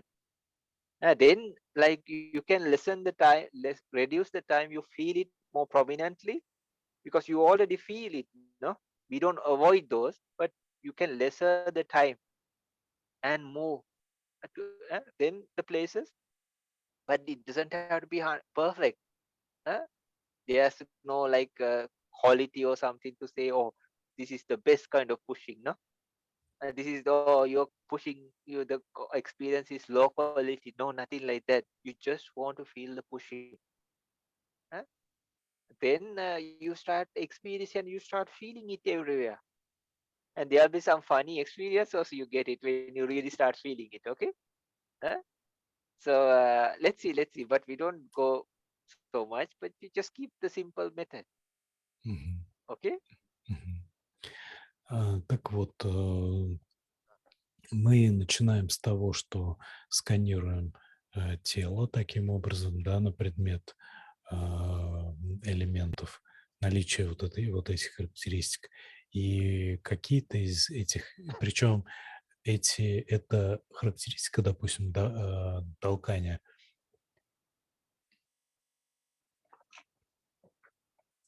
она ощущается по-разному, разными людьми, и даже в разных местах немножко по-разному. Тело, в смысле, в разных местах тела. То есть для кого-то или где-то это ощущается как толкание, там, в других местах или для других людей это как давление или еще как-то. Это не важно. Вот, то есть это все оттенки, так сказать, одного и того же. Вот наша задача вот именно почувствовать это ощущение в том или ином месте. И какие-то места, мозг, может быть, а может быть и нет, будут как бы проблемными, да, то есть в них мы не почувствуем сразу эту характеристику. Она там есть, но мы ее сразу не почувствуем.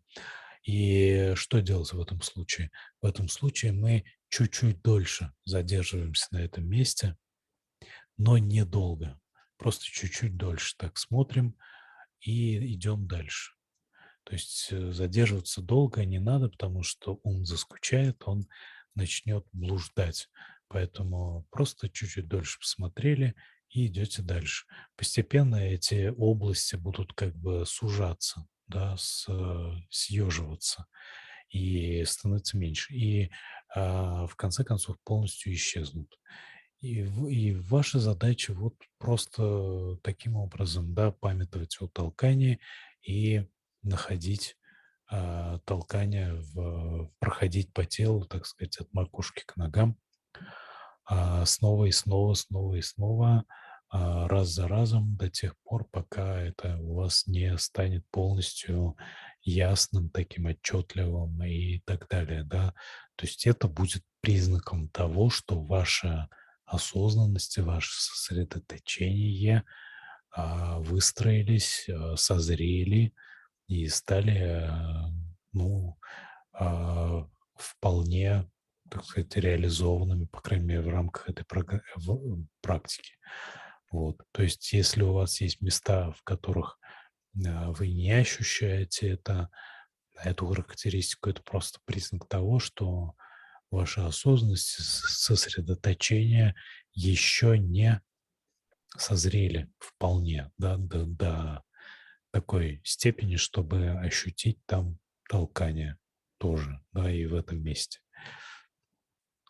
Таким образом, окей? Uh-huh.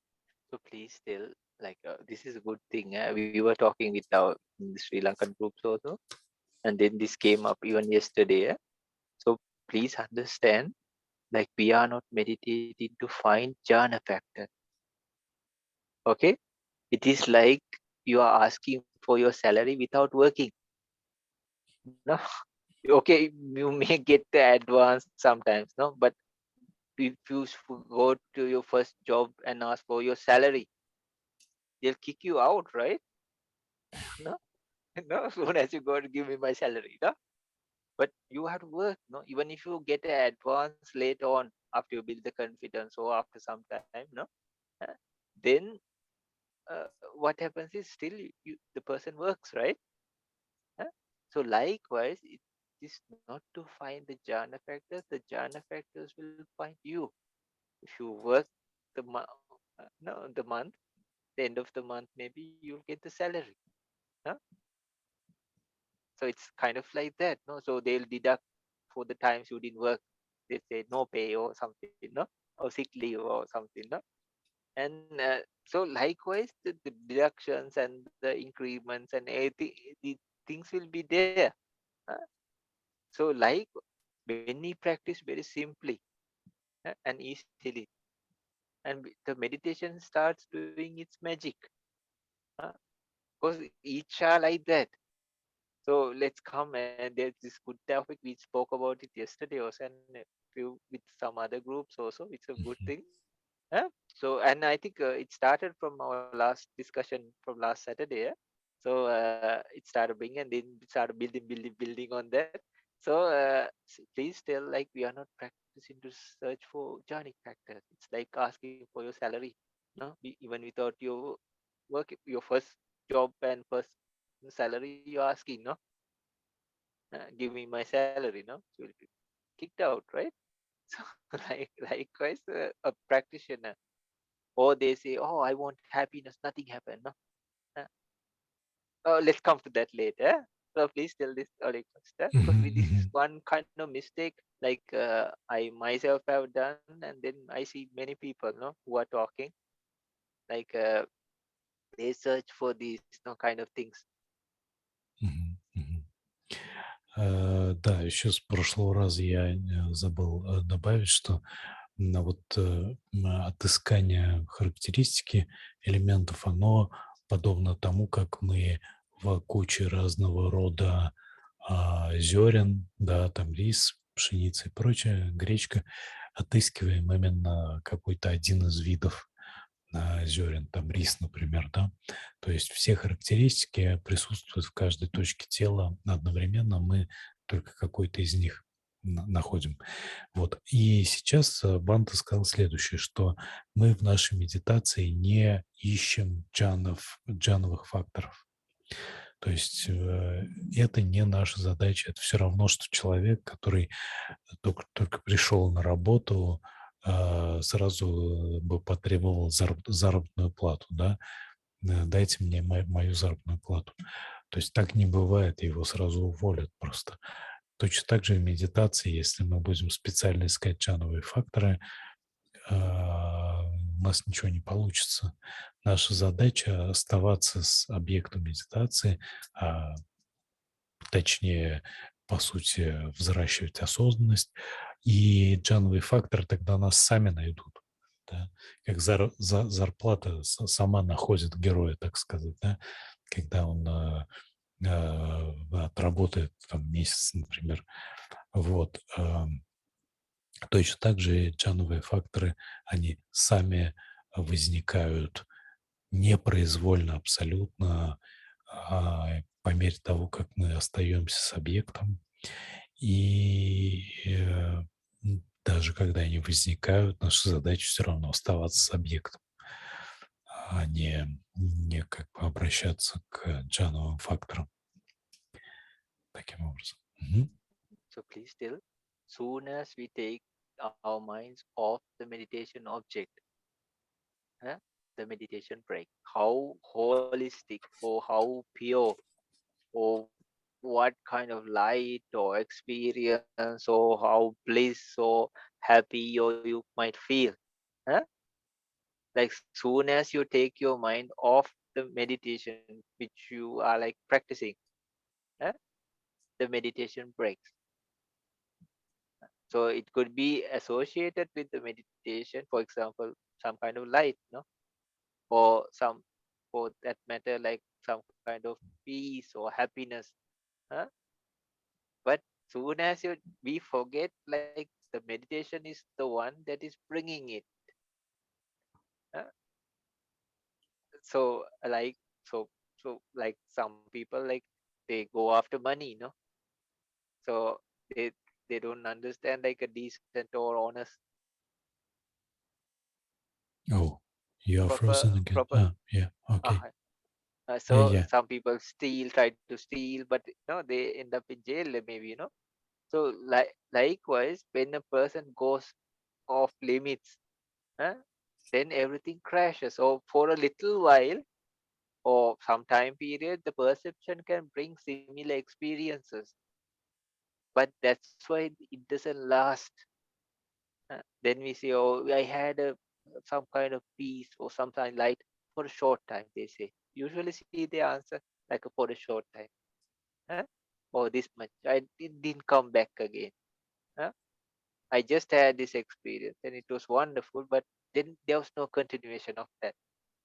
So for it to become better and better and better and better, because we are going like for concentration, that maybe if possible the jhana if possible, huh? Or vipassana, even enlightenment, right? So it's getting better and better and better, not just one just glimpse and then everything disappears, right? Usually what happens is we take our mind off the meditation object, we go in something else, huh?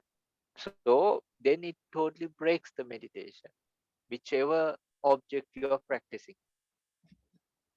Okay. Мгм. Общий принцип такой, что если мы отрываемся от объекта медитации, то мы теряем медитацию. Нет объекта, нет медитации. То есть поэтому, что бы ни возникало, какие бы благие объекты, вернее, не объекты, а явления не возникали в ходе медитации, мы на них не отвлекаемся, мы остаемся с объектом. Только так мы сможем оставаться в медитации. Да, еще раз повторюсь, теряем объект, теряем медитацию. Вся медитация у нас ломается. Мы там можем увидеть и чановые факторы, и свет, или еще что-то. Там будем думать, что это там уже вот оно, там джаны, вот оно просветление или еще что-то. Это все обманки.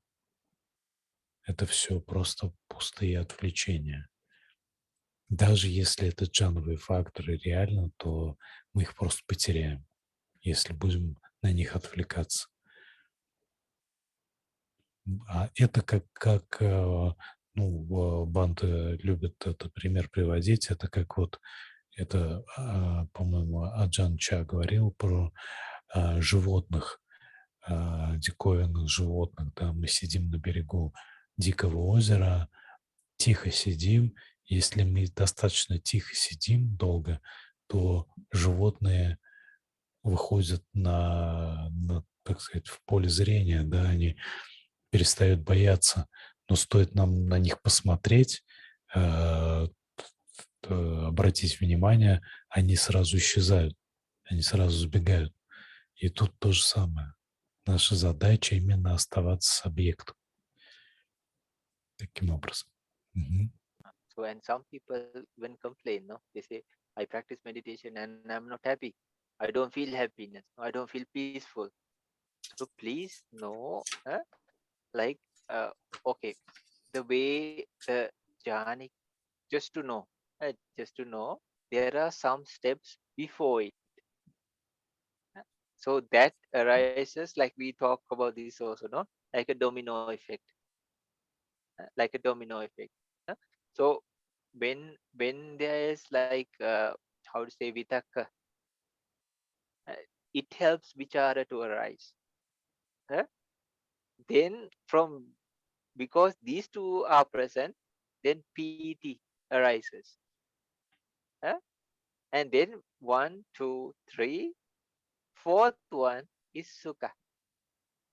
So when these four are these three are present, the fourth one arises. But we are asking for the fourth one before one, two, three. No, how can it be? Right? We say, "Oh, I practice meditation, but no, I don't feel happy. I don't feel peaceful. I don't feel calm." No, happy. This is somanasa chitta. uh. For that to arise, uh, we have to like the mind has to be like be in a kusala object, or brought to a kusala object, and the vichara, the mind should be kept there. Uh, then third, from piti, like what happens is the mind starts like to start liking to be with the meditation object. uh, like you really, like a good friend, no? You invite it and you ask it to stay, and even if it wants to go, no, no, please, please, 5 minutes more, please stay. No? So then, because of that, only happiness comes. So when we ask, huh? Or if you feel like I'm not happy with my meditation, please check whether the first three are present. That's the best way for even for you by yourself to see. Uh, Don't get caught up in. I was telling, we were talking about this in Sinhala also today in the evening. Don't get caught up with the name of jhana. Uh, just see these are helping, uh, like helping qualities, which were named jhanic factors. No? Uh, so uh, just check. If you don't feel peaceful, if you don't feel like focused, no, this is the fifth one that arises, one pointedness. So if you don't feel focused, just check upon the next one. Are you happy with this? No, and then if you are not happy, check with the next one. Is your mind welcoming or rejecting the meditation? Uh, if you are having friction with it, or I cannot do this, or how long should I do? What I had to get up in the morning? Many like complaints. No, how long should I do? How much should I do? No, what is so? Then if this is also not present, check the next one. Can you be with the meditation object? Maybe few seconds doesn't matter. Few minutes doesn't matter. Huh? Maybe 1 minute, 2 minutes, 3 minutes, 5 minutes, 10 minutes doesn't matter. Can you be? Huh? And then if that is also not there, just see whether you are with the meditation object. It could be some sub sub, how to say, like a byproduct of the meditation. Huh? Like, oh, I feel so peaceful. No? Oh, I feel so bliss. My body, some people say my body feels so light, but that's just a byproduct of the meditation. At that time, you're focusing on the body, not the meditation. No? So you are somewhere else. So then everything, all of these five guys crumble. Then again, the five hindrances creep inside the mind. Okay? Мгм. Многие люди, это вообще довольно частая такая, на самом деле, проблема. Они вот сразу хотят перескочить как бы к покою и счастью в медитации, да, и вот они практикуют и не чувствуют ни покоя, ни счастья, и жалуются, что вот, мол, я вот все никак не чувствую ни покоя, ни счастья, да, от медитации. Что ж такое? Как же так? Что я делаю не так? Вот, но на самом деле до счастья есть шаги или, как бы сказать, стадии, которые надо пройти. И одна стадия следует за другой, да, как доминошки падают одна за другой, вот они также одна другую подталкивают. Ну, то есть мы уже много раз об этом говорили. То есть первое, что надо делать, это витака, это возвращение внимания к объекту. То есть мы вот это, с этого начинаем. Мы это должны совершенствовать. Да, и потом и далее мы стараемся оставаться с объектом как можно дольше. Пусть сначала секунда, там 2, потом минута, все дольше. И потом постепенно из этого вырастает радость, ощущение радости. Это такая как бы медитативная радость, тихая, живая радость. И потом уже четвертая стадия – это счастье, да. То есть мы вот эти вот факторы, ну, как бы разделяем для удобства или выделяем для удобства. Но по сути, все, что нам надо, это оставаться с объектом, возвращаться к объекту. Все остальное, оно там само собой как бы вылезает в свое время. То есть это все очень просто, очень просто. Никакие дополнительные там действия для того, чтобы инициировать, так сказать, скажем так, счастье у нас внутри, и они не требуются, они сами возникают. То есть счастье само возникает. Не надо его специально искать, да, таким образом. Мгм. Please tell like it's not the problem with the meditation because this meditation object have been used for aeons of time. Not only by the Buddha, like aeons of time. uh, and then like maybe if you take the history of time, millions of people have used this and gone to very high levels of concentration, even Magapala, no? So it's just the five hindrances in our mind. That's the only obstacle we have. That's the only obstacle we have, the five hindrances. Just that. Okay? Мгм. То есть проблема на самом деле не в объекте медитации, потому что объект медитации люди используют уже а, эоны, да, времени, то есть целые эпохи времени люди использовали эти самые объекты и достигали даже пробуждения, да, то есть не только там в эту сасану было придумано, то есть это не Будда придумал, он просто, ну, как бы озвучил, да, вот эти вот объекты. Вот, то есть не в объектах дело, а в помехах в нашем уме. То есть именно помехи являются препятствием для того, чтобы мы продвигались там, глубже, там, каким-то там а, с- ну, находили тоже вот это состояние счастья и прочее, прочее, да. То есть то, что это не проявляется, это просто потому, что в нашем уме есть помехи. Вот и все. Объект – это инструмент, с помощью которого мы устраняем помехи. Нет помех, проявляются соответствующие чановые факторы. Вот и все. Очень простая арифметика. Мгм. So please tell like soon as we get over these five hindrances problem, you can practice any meditation, and all that fast. Oh, I like this meditation more than this. I think this meditation is for me, not that. All this fast goes away. You can practice any meditation, any amount. There'll be some, okay, I like this, but it's not like the fuss we made, no?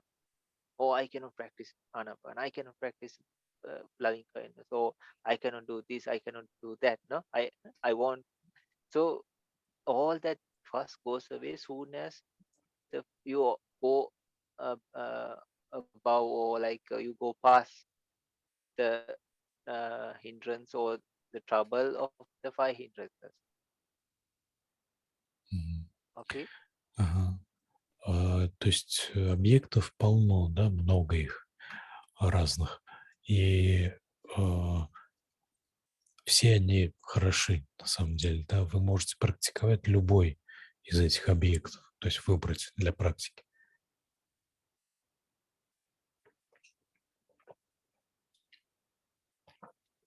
Вот. Но а, здесь будет ошибкой скакать от объекта к объекту. Вот эта вся суета, что мне вот этот объект что-то не подходит, давайте я попробую вот этот, или еще что-то там и так далее. Это все просто активность ума. Это препятствие, это проявление препятствия.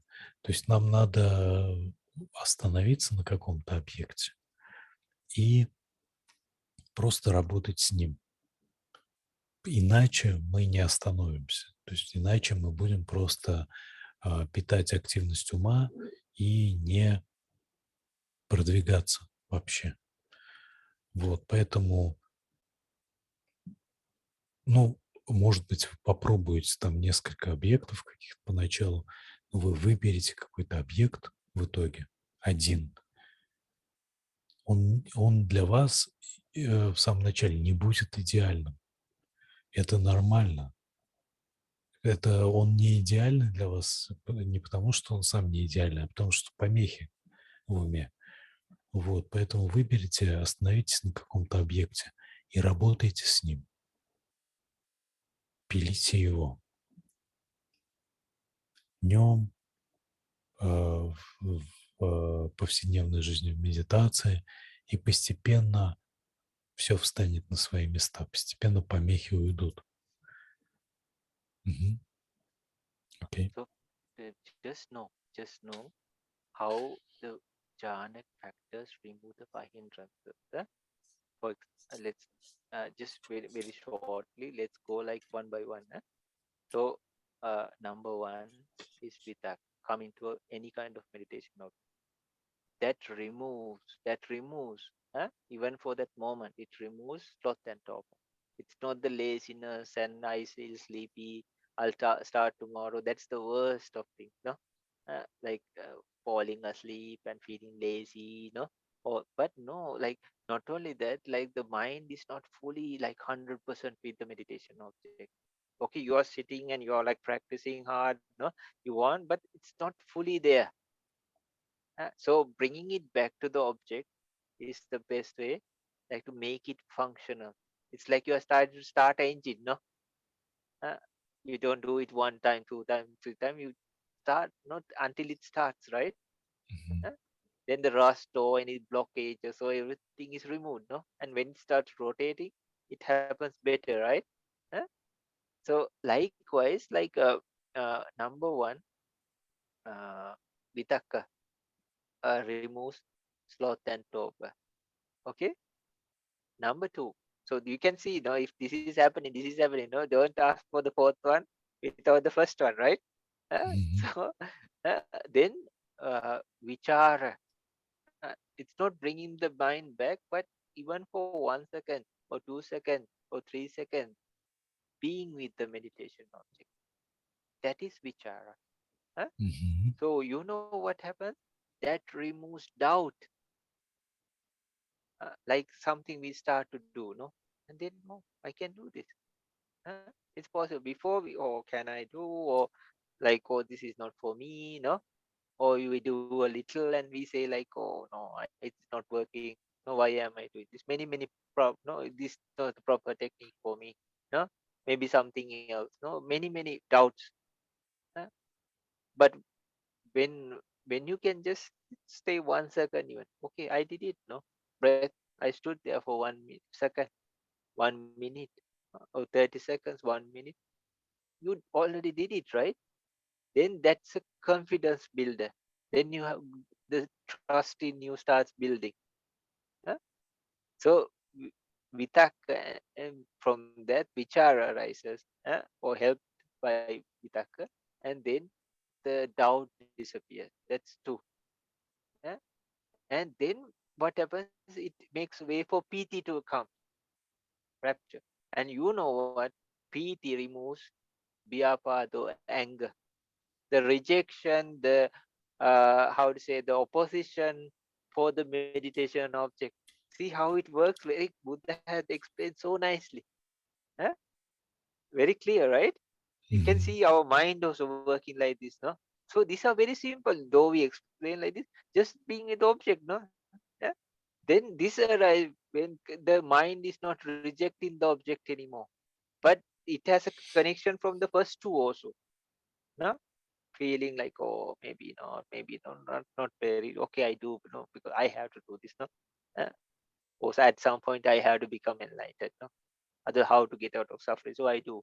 No, but that's not 100%. No, you are not in it. No, sometimes when we are really in it, we don't care. No, like later, food later. I have to. It's very nice. No, here I am doing. I'm here. No, I'm present.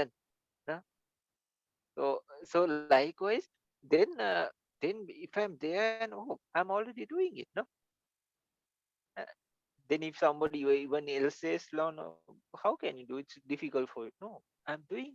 Can you see? No, I'm already doing it. No, don't you see? I'm doing. So the mind will come and tell you many stories, but hey, I'm doing. I stayed there for 1 second, no? Or 1 minute, no, 2 minutes, 3 minutes, 5 minutes. No, that's how it grows, right? More confidence, more bigger. eh? So then it brings the opposition for this because you have now confidence also. No, you know it's working. It can be done. Then the mind starts liking the object because at that moment even it brings some kind of at least some rest, like peace of mind. uh, and we forget the little tits and beats that bring. We are always thinking of the very big picture, the jhana, the magapala, no? Or nice peace, no, nice happiness. And this is the idea we carry, right? It's not sometimes the experience also, no? Maybe like it's not like the jhana or what I'm having, no? But for that time, think you are in the road or the office or working or sick, huh? Then like even for a moment, it's called kaya viveka, chitta viveka, upadi viveka. These are there, right? Huh? Even for a little moment, you are free from the defilement or separated at least. There is a peace of mind, no? So actually, we forget that and we think about the big picture, but actually, it's there. Oh, Mhm. it's not jhana yet. It's not concentration yet, no? So then it falls back, and the confidence goes, no? And then the mind is not with the meditation object, no? Huh? So then later, what happens? Then comes happiness or sukha. Number four comes after all these guys, no? All these things. Then it removes the wandering mind. See how it nicely works? The wandering mind and the remorse, they go together, no? Uddhacha kukucha. So now we say I had to focus and be with in one. No, mind is wandering, but those first steps should be there. uh, and if a person is comfortable and all, they stay with that. No, it's like a sleeping person.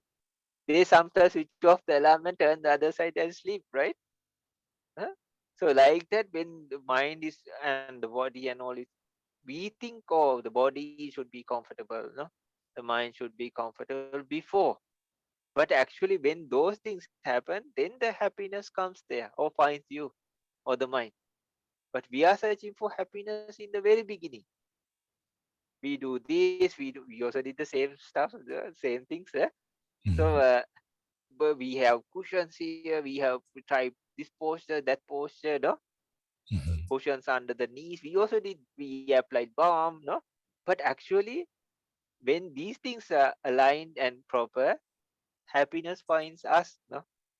We don't have to search for the happiness because it can become a kamachanda. Then, because of that kamachanda, the mind starts wandering. It catches the other objects. So, so uh, actually, what then later, ekagata, then only the kama chanda or the desires stop. Either how wholesome or how impure the desires.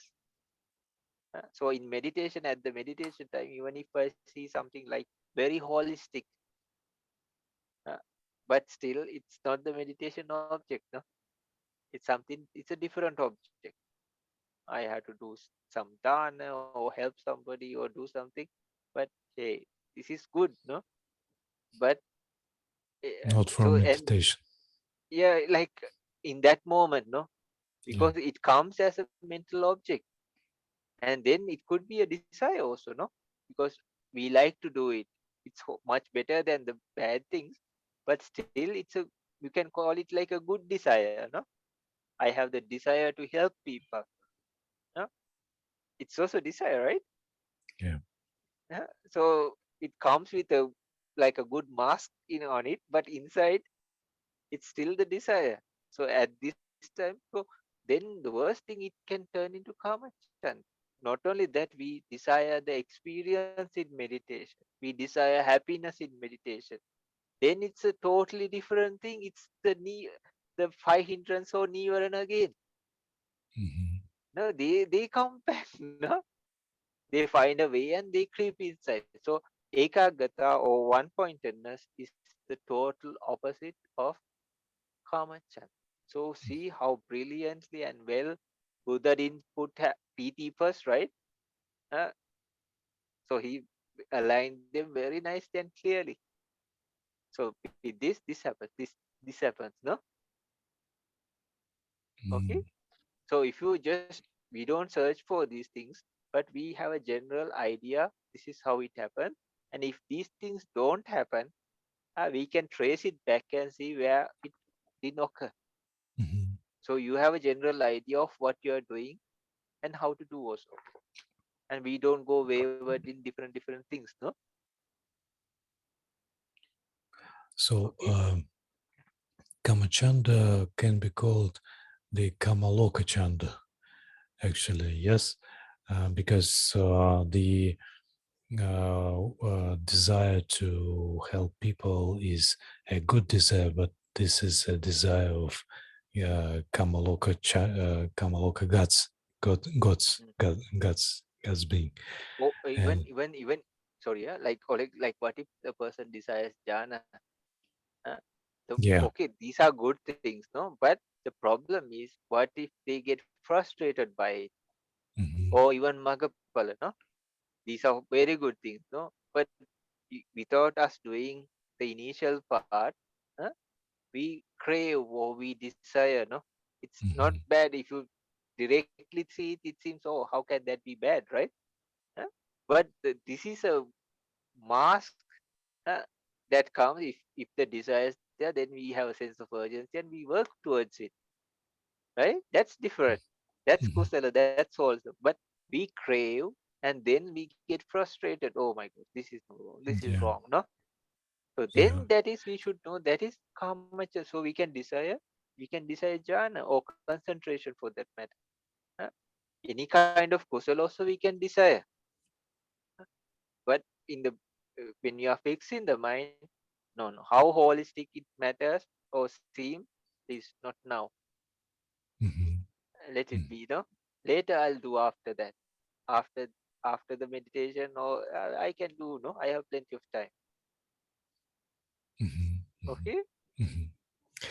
И Банте, опять же, вкратце описывает вот эту схему, как преодолеваются, или процесс, как преодолеваются 5 помех, да, то есть и, соответственно, проявляются джановые факторы. То есть мы начинаем с витаки, постоянно снова и снова возвращаемся к объекту медитации,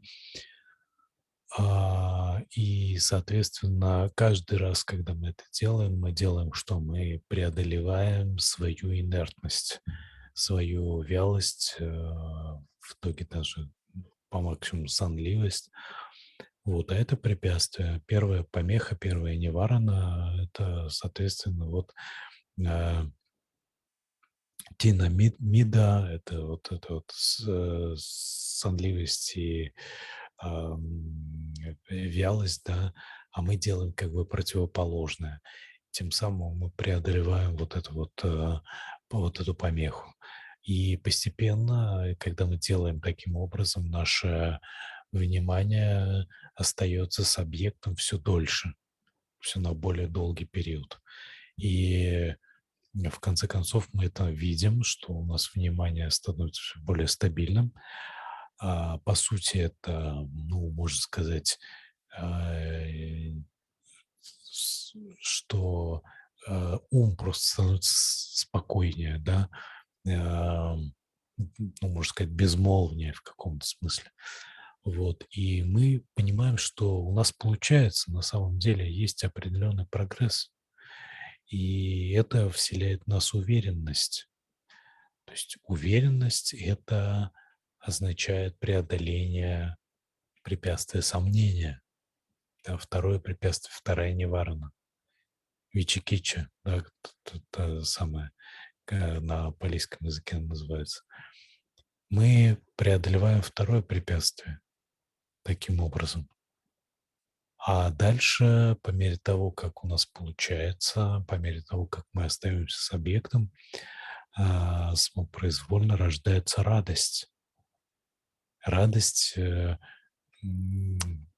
медитативная радость спокойного ума, спокойного, ясного, безмолвного ума, который вот более или менее ясного, более или менее спокойного, да, не совсем уж прям еще спокойного, но тем не менее, который остается с объектом, и эта тонкая радость, она преодолевает третье препятствие.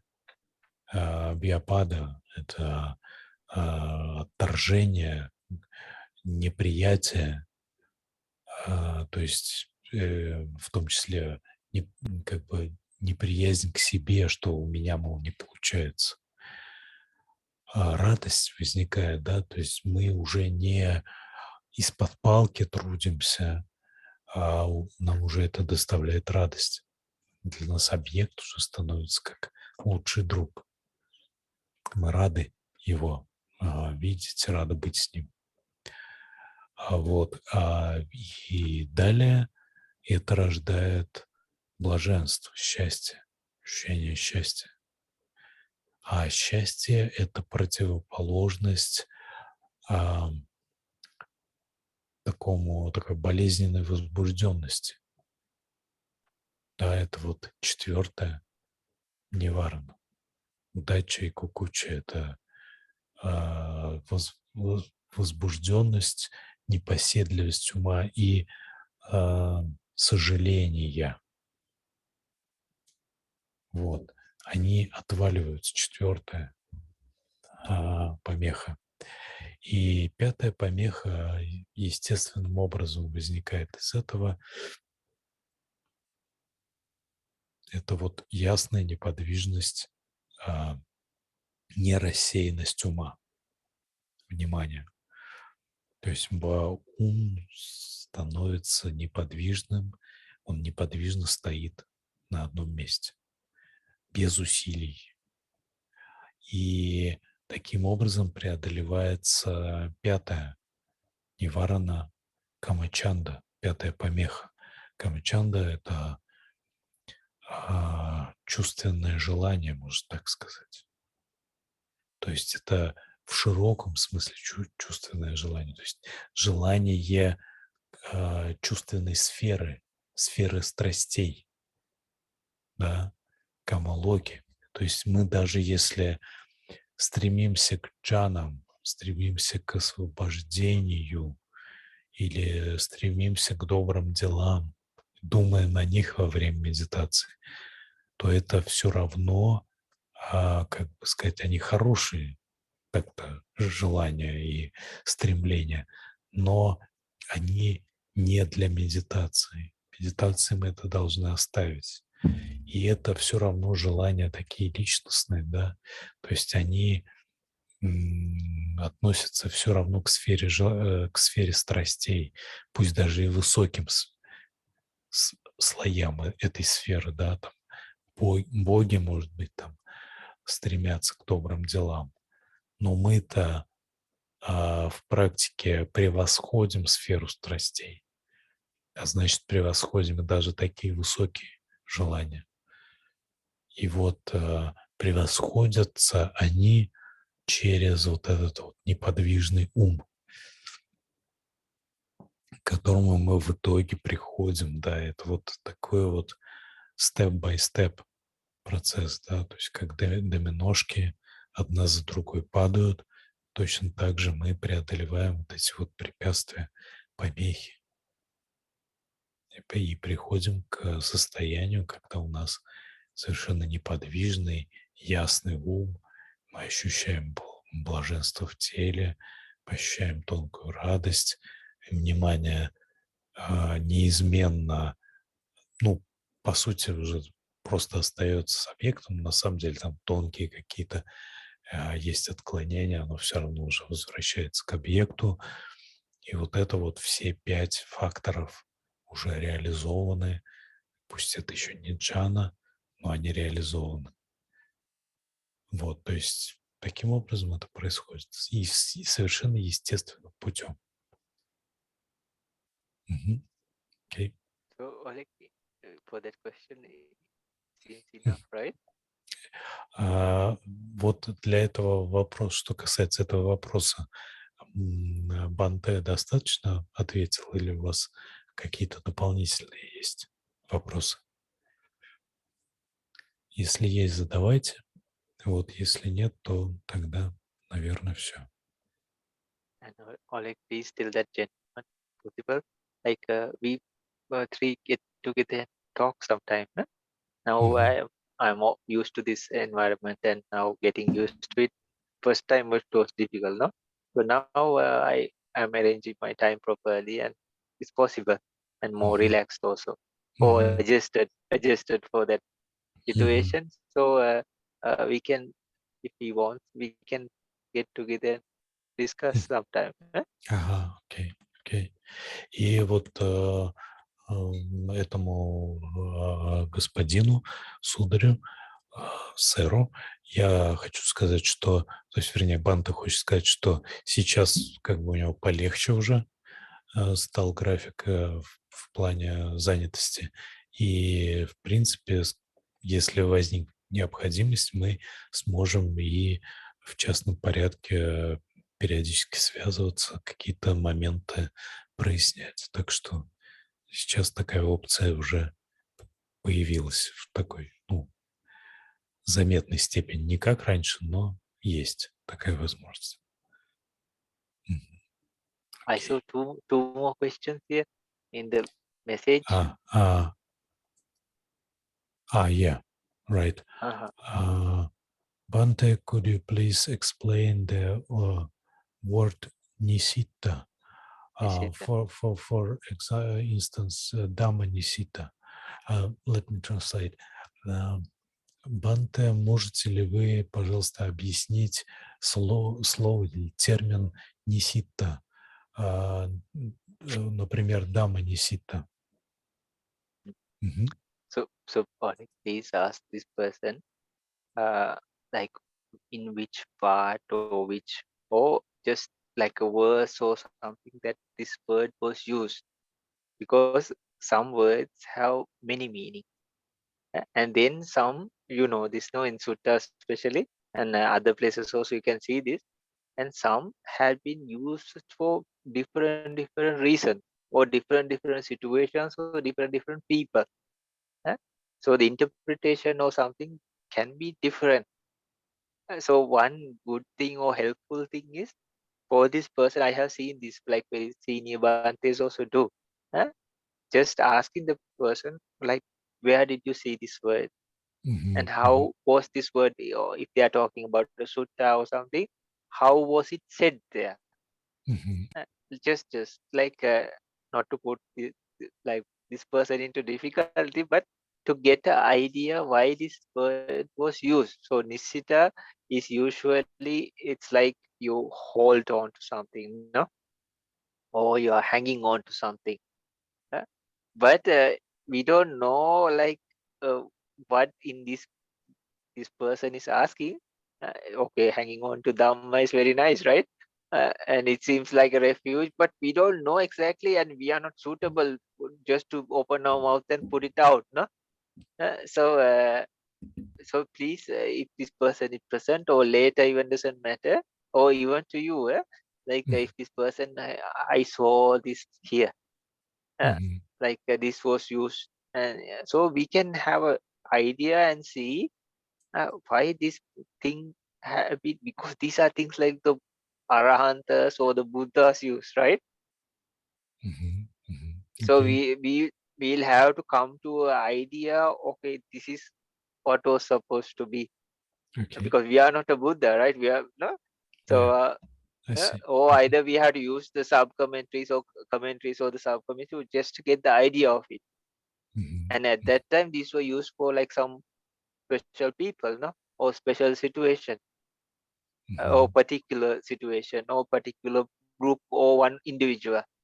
Mhm. Usually the suttas are like that, right? And so then for us, we'll have to like figure it out. uh, we are not trying to avoid the question, but what we want to do is give the best answer we could, Mhm. or Mhm. possible, no. Mhm. Mhm. So even later, if he or she can tell you, or like I found this here, no, because or we can use that Pali translation, but we don't know for what reason Buddha or the Arahanta used it for, right? Okay, hanging on to Dhamma or holding on to Dhamma is very nice, no? Mhm. So please tell that also like that. Мгм. Окей.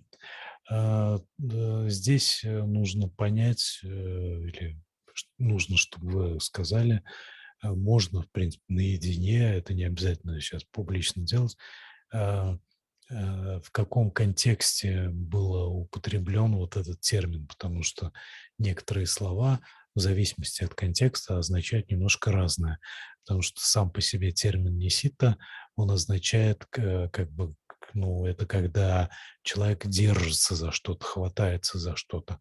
И, ну, это может и означать и хорошее, и не очень хорошее, да. Вот дама несита, ну, то есть это значит, человек хватается, держится за даму, и, в принципе, как бы это может иметь и такой благой контекст. То есть, ну, как бы человек прибежище такое находит в Дамме, да, в учении, и он держится за учение. То есть это хорошо, да, на самом деле. То есть если это так, то это здорово. Вот, то есть, но контекст, в принципе, может быть разный. Поэтому тут надо знать контекст для этого случая. Если вы ну, имеете как-то какие-то дополнительные уточнения по этому поводу, то вы можете написать или потом мне лично написать, и уже более подробно мы ответим на этот вопрос. Мгм. So Окей? if they tell this, we can answer, or like we can check it and tell later on. Yeah, And yeah, I said it, this. then we go to the next one. Мгм. Следующий вопрос такой, что можем ли мы почувствовать окончание кармы, хорошей или плохой? Ну, как я понимаю, то есть чем закончится карма, да, то есть чем закончится наш поступок, то есть он закончится чем-то хорошим или плохим. Um, could we feel the ending of karma, good or bad? I uh, cannot understand this question exactly. Uh, as far as I understand that, the person is asking, can we feel how our action will result as a will it have the good results or bad results in karmic Wait, sorry. aspect? Yeah. I see it. I just read it once. Then, but could you please explain? Sorry. The other, I would like to feel ending of karma, good or bad. Mhm. So ending of karma, Mhm. ending of karma. Okay. Yeah, yeah, yeah. So in the highest level, we can say parinibban. Mhm. Until then, even a Buddha or silent Buddha, Pacheka Buddha, Arahanta, they face good or bad karma. No, Mhm. when the Lord Buddha himself he faced no until Mhm. he passed away. So when they Mhm. go to Parinibbai, nothing anymore. Huh? Mhm. So if the person is asking for good or bad, like ending of karma, okay, Parinibbai is the best place. Mhm. Never again to be troubled by karma anymore. Huh? Uh-huh. Mhm. Okay, Mhm. so it's okay, no, like that. If you see, Mhm. what do you think? Like if you see in that point of Окей, view, окей. Ага. Бханте немножко по-другому интерпретировал этот вопрос, в плане того, что можем ли мы каким-то образом прийти к окончанию кармы, плохой или хорошей, да? То есть карма заканчивается полностью, когда человек достигает париниббаны.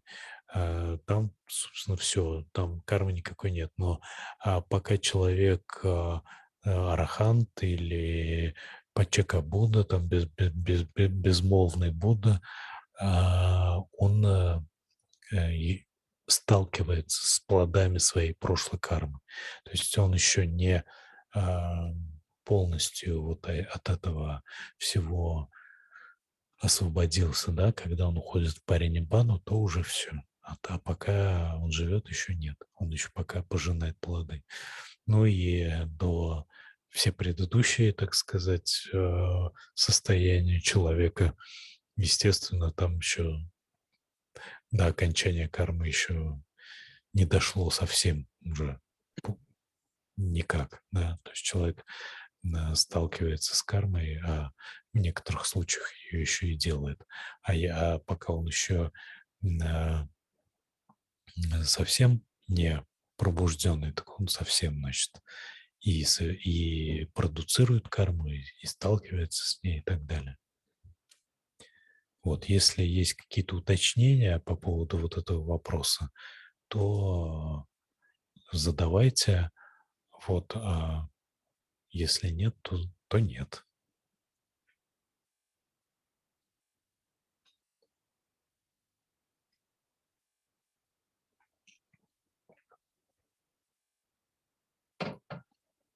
Окей.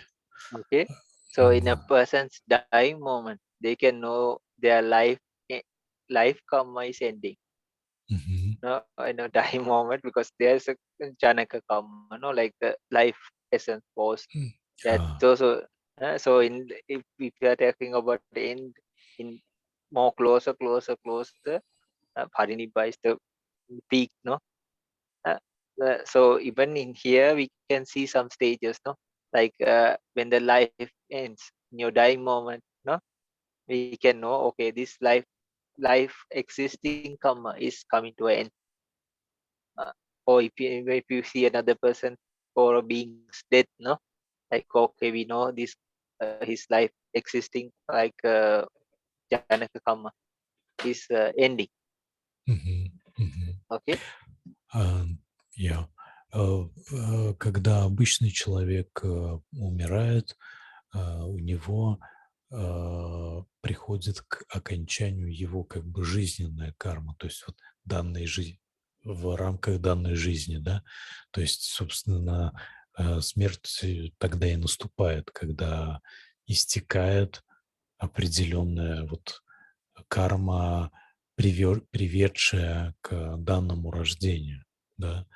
Вот, то есть вот это как бы такое локальное окончание конкретного куска кармы, так сказать. Мгм. And then not only that in life also, uh, some good or bad experience.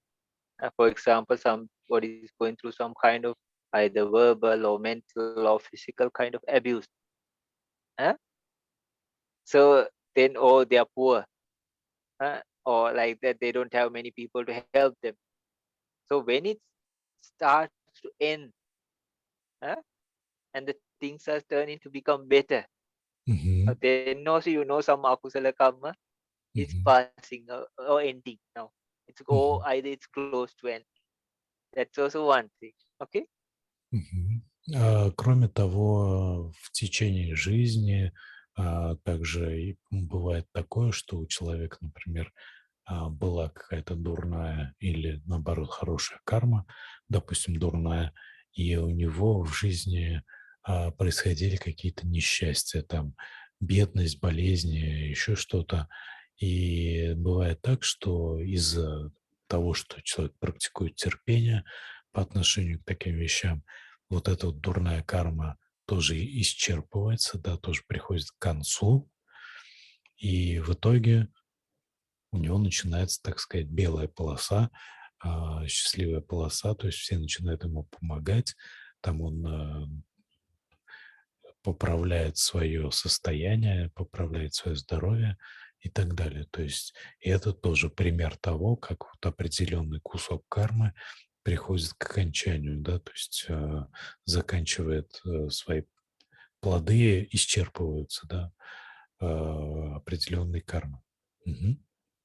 Not only that, the good things also. Okay, like without any trouble, like or a lot of effort, like you get lot of money, no, or you had lot of money from your parents or something like that, no, and then suddenly now, or you had lot of people to help you, or you was very kind of like very healthy. Then out of no reason, some kind of odd disease is coming, not because you are like doing something wrong, no, it just comes. Then your good karma is was coming to an end. Like the bad karma is good, right? Some kind Mhm. of abuse problems, or if they're ready, these are unstoppable. Usually, we try to find solution, but no, like they keep coming, no. And Mhm. how good ever you are or anything cannot avoid. You are a good person in this life, no. But still the problem. So abuse of some, even in the workplace, like mental abuse could be, or verbal abuse, no, or at your home, no, could be your partner, doesn't matter, no, or one of your children, or no, or one of your parents for that matter, for the children, no. But it's you are good and not you're not doing anything wrong, but still it's there. Or you had some critical illness, and now suddenly it seems better, no, like Mhm. even without medicine, no, you took some medicine, but all this time nothing happened. But now it seems like it's turning to the better. So like, okay, this bad karma is this is a good thing, right? Huh? And then for some people it's the opposite. Either they had good health, they didn't do anything bad also, no? Or they had this, like they were born into a rich family, or their parents gave them some big thing, no? It was they didn't have to work for it. It came very easily, maybe, or even a lottery for that matter. Huh? But now you see, like it's declining or reducing, and it's almost to the end. And it's like unstoppable. You're not wasting or doing anything, but it's like unstoppable, no? Huh? So okay, your good karma is also coming to end now. Okay, Mhm. Mhm. but it's good because it's a reflection. We are happy only when the bad is gone. Mhm. And we become super super sad when the good is gone, right? But if you can focus, okay, this is the ending of this karma, and this is also changing, then you can have like a equanimous mind for that matter, or you Right. won't be, and you can even start building up from there. Мгм. Окей. И также бывают противоположные ситуации, да, когда у нас по необъяснимым причинам, то есть это вот имеется в виду именно необъяснимые какие-то такие вещи, когда у человека там несчастья какие-то происходят все время или еще что-то, то есть это кармическая вещь. И также бывает по необъяснимым причинам у человека, наоборот, хорошие какие-то штуки, да, вот ему везет а, а, по жизни. То есть он богат, ему там помогают все и прочее, прочее. А случаются какие-то еще дополнительные приятные бонусы. Но в какой-то момент это тоже может закончиться, да, и все у него пойдет наперекосяк в итоге. Вот, тоже исчерпывается карма. И если мы смотрим таким образом на вещи, да, то есть как бы различаем вот такие моменты, такие аспекты в нашей жизни и относимся к ним с безразличием, можно сказать, да, то это помогает нам более объективно, более спокойно относиться к тому, что возникает в нашей жизни, да. То есть это карма. Вот у меня сейчас такая карма, завтра такая, послезавтра такая. Ну и ладно, да, я буду продолжать, так сказать, свою линию, я буду продолжать практиковать и так далее, независимо ни от чего. Мгм. And Окей. finally, like our five sense doors, huh? Like these are categorized as vipaka chitta, not Мгм. 100%, but most. Huh? So there are five vipaka, kusala vipaka chitta, five akusala vipaka chitta. Huh? So uh, first five is like akusala, huh? Then it's kusala, no? Like akusala vipaka chakku vinyana, akusala vipaka sota vinyana, akusala vipaka gahana jivva kaya. And sorry, Vipaka is uh, Vipaka is like the effect, okay. like cause and effect, that the from the effect that comes from the karma. Мгм. Мгм. So the causes could be previous life or past doing, or anything like that, not the present, no. But you have to face it in the present. Huh? So if we take this, like we can know, like if you are talking to ending, the things we see are very unpleasant or gross. And now if you see a gradual reduction of that, or if it stops, see something you see in the television could be, no, you always see like accidents or violence or anything, like it's very tiresome, no, what you see. And now you feel it's reducing. What? That's a good thing, no? That's something we like. But this is if it's something we don't like and we see or have to see, uh, that is surely akusala mostly, like sure, most of them are akusala vipaka chakku vinyan, the eye associating consciousness, but it's unwholesome akusala. It's not something we like or pleasant. It can differentiate because each karma of each individual is different, right? Uh, Мгм. Even if they are facing it in a similar way, but they could be different, totally different people who had done different things, no. So and it especially affects the person, no. So what they see, it doesn't bring them happiness, huh? So and it's unavoidable, huh? So then it could be something you see on the television or read about, no, or somebody shows you, hey, look at this on the mobile phone or something, no, you don't want to see, you didn't even know, and they come to you and say, look at this, no, it's so sad, so horrible, no. And then, oh, they say, come, let's, I want to show you something, no. Oh, this TV, all these things are like we bring the wholesome or mostly unwholesome vipaka right to our door or the house, and we let them come, no, because you have these TVs and you buy bigger TVs maybe, and you let, we are making the stage for especially the akusala karma to bear fruit. So what happens? But if this is reducing, if you see something more you like or more pleasant, then you know, or hearing also same, everything noisy, and now you had to stay there, no, maybe a place or environment or work, you had to be there, but it's so noisy, and but you have no choice, right? You have to do to support the family or something, you stay. But now you get a better job, or they find something, or no, give you something for that matter, no? And okay, now my akusala vipaka sota vijnana is reducing or ending. no? Even some bad smell, no? Like some, it could be the toilet pits or some kind of uh, from the vehicles or factories, but it's very unpleasant. We don't like it, but we cannot avoid. But now, if it's reducing, so the taste also like that. And for the body, it could be the heat, it could be the rain, it could be the winter. Huh? But when they are also reducing, so akusala vipaka kaya vijnana is also ending or reducing. And kusala also same, no? Like you saw all these nice things and now it starts to end. Or this kusala vipaka chakku vijnana is like ending now. Before, maybe as a kid or any time or any some stage, you saw the things you liked.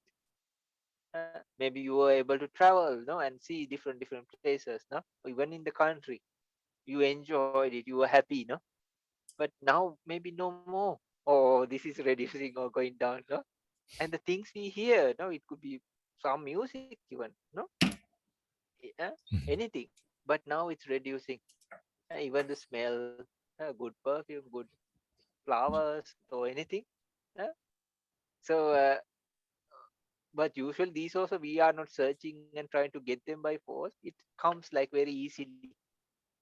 Even the taste, no, the food or anything, and then the comfort we have, maybe clothes, maybe the environment, no, maybe the weather. So even if the comfortable comfort of it is reducing without any, we cannot do anything about it also. eh. So usually that is associated with come. Мгм. И также можно выделить такой вид, ну, как бы результатов кармы, плодов кармы, как то, что мы воспринимаем 5 органами чувств. Да, то есть это вот приятные или неприятные, ну, вещи, которые мы, например, видим или слышим, и причем вынуждены видеть или слышать, да, там выходим на улицу, там мрачные, там, я не знаю, этот, как его, спальный район какого-нибудь там сурового города, э, вот, грязь там и прочее, мусор, и мы это не можем развидеть, потому что, ну, жизнь такая у нас. А, И это неприятно. Да, или там запах, или звуки какие-то, да, там тоже. Вот, это вот как раз акусала липака виняна, да, то есть на там чаку виняна, это на то, что мы видим через глаз. Ну вот, сота виняна, там то, что мы слышим, вот и так далее. Это тоже карма, то есть это тоже результаты каких-то наших прошлых там действий. Мы там что-то такое натворили, что вот у нас теперь все время перед нашими органами чувств выскакивают такие вот безобразия. Вот. И мы должны это принимать, то есть, ну, как бы так разумно принимать это тоже с равностностью, как вот, ну, карма такая, да, и постепенно эта карма будет исчерпываться. Любая карма постепенно исчерпывается, если мы на нее не реагируем. Вот. То же самое происходит и с благими такими же кармическими факторами, результатами. То есть если ну, кусала, да, випаки, да, випака виняна. То есть это, если мы там имеем возможность видеть красивые вещи, там путешествовать по красивым местам, живем в красивом месте, это все тоже карма. И она тоже может исчерпаться, если мы не совершаем благую карму. То есть в какой-то момент это тоже может кончиться. Да даже если и совершаем, то кто знает, что у нас там в прошлом было такое, да, оно тоже в какой-то момент может закончиться, да. Бабац какой-нибудь там, ковид, наступит, и нам уже никуда нельзя ездить, мы уже сидим дома и уже никуда не выходим. Вот. Или там, не дай бог, там война какая-то или еще что-то, и все уже, вся красота разрушена ракетами там или еще чем-то. Карма. То есть мы сталкиваемся с такими вещами, потому что мы в прошлом вот что-то делали такое, что привело к таким результатам, таким образом. Мгм. Мгм. So we have no questions anymore, as far as I see. So our today meeting is over. Yeah, that was wonderful and very interesting, as always. And thank you very much, dear Bante. Oh, you're welcome and very nice to meet you all. And I Yeah. pray for you all like every day.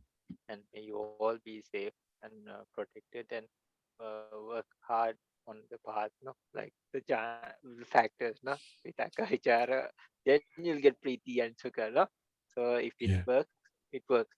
And if you pass that point, no problem. Any other thing is very easy. So this is the initial obstacle. But Mm, with our mind, not the fault of the meditation or anything, not the fault of the mind, those actually, because these are like agantuke, upakilitta, no? Like the mind has a purity, no? But these are external things, and now we are so used to them. Like for example, when you are kids and all, like say, don't just stay there, at least study, no? Do something about it. Or if somebody like hits you, don't just stay there. You go and at least hit one, no? Or tell somebody or do something about it, no? So maybe like when you're old or younger days, why don't you find a job, no? Do something, no? Yeah. Then when maybe you're not married or something, no? Find a job, no? Get some money, no? Or even like maybe married people say, no, like even maybe the wife tells the husband, no, don't just sit there, no, do something. Or husband calls you woman, no, you're not looking after the children properly, do something, get up, no, don't be lazy, no, like that. So everybody everywhere, and we are also so used to always trying to do something. And now the mind is like working overtime. So that's the biggest problem. Like we are not used to let the mind settle. We feel that is very boring. Like nothing special, no? Like something big should happen, no? Like fireworks or something, no? And then like we are searching for that, and we forget like the moment that brings the real happiness. Huh? So it is like climbing a mountain, no? So okay, you feel tired and you need effort. You cannot just jump to the top, no? Huh? And you're not some astrologer or some psychic, you can say what is on top, right? Huh? But you know something good is on the top, but you still have to climb it, right? But that doesn't prevent anybody from looking around and enjoying each step, no? mm, Even some stones or like plants also have their beauty. Even if a snake you see, right, that animal also has some beauty in it, no? mm, So nobody's saying like you cannot enjoy that. And then it's not so tiring, it's not so like you have to do it, no, it's not like somebody's punishing you to go up the mountain. Huh? So then the journey is also very nice. And that each step you take, huh? Or every moment, this is called kanika samadhi. Huh? So all these five factors actually work in that moment also. But we don't see this, we see on top of the mountain when the jhana comes, or magapala comes, or when concentration, or nimitta comes, huh? Or when bliss comes, or no rapture comes. We see that, no, it's like we are supposed to go to the moon. I recently heard this example. It's very nice. We are supposed to, just an example, we are supposed to go to the moon, but we keep gazing at the stars. uh. So we are Mhm. looking, opening our mouth and looking at the stars, but we actually have to go to the moon. No? Mhm. So if Mhm. you want to go to the moon, you will work upon going to the moon, right? But we are looking at the stars, no, which is far away or like no further away. Uh, So maybe if you reach the moon, you can go to the stars or someday. But uh, that is the place we want to go. So this journey can be very comfortable, and even doesn't matter like thousands of time if the mind wanders or anything. But you can have like a nice experience through that, and that will build up a huge amount of factors in your mind. Each moment you bring it back to the object, that doesn't come alone. That's a huge amount of forces bringing an effect, not just one. We think, oh, how to do bring this again? No? It seems so dull. No, you need lot of effort. You need lot of determination. No, like the 10 paramis for that matter. Just to bring the breath, just it seems so simple, right? And it doesn't seem like big thing or big because we are humans. We are capable also to do, or even more. We have the capacity. Huh? That's why this seems like a very simple, no, like a child's thing, no.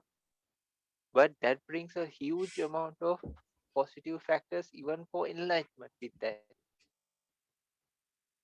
So I wish you the very best and see this, make the sense of urgency. We don't know about the future, no, Mhm. and we practice very well and enjoy your practice and go to the destinations that are needed.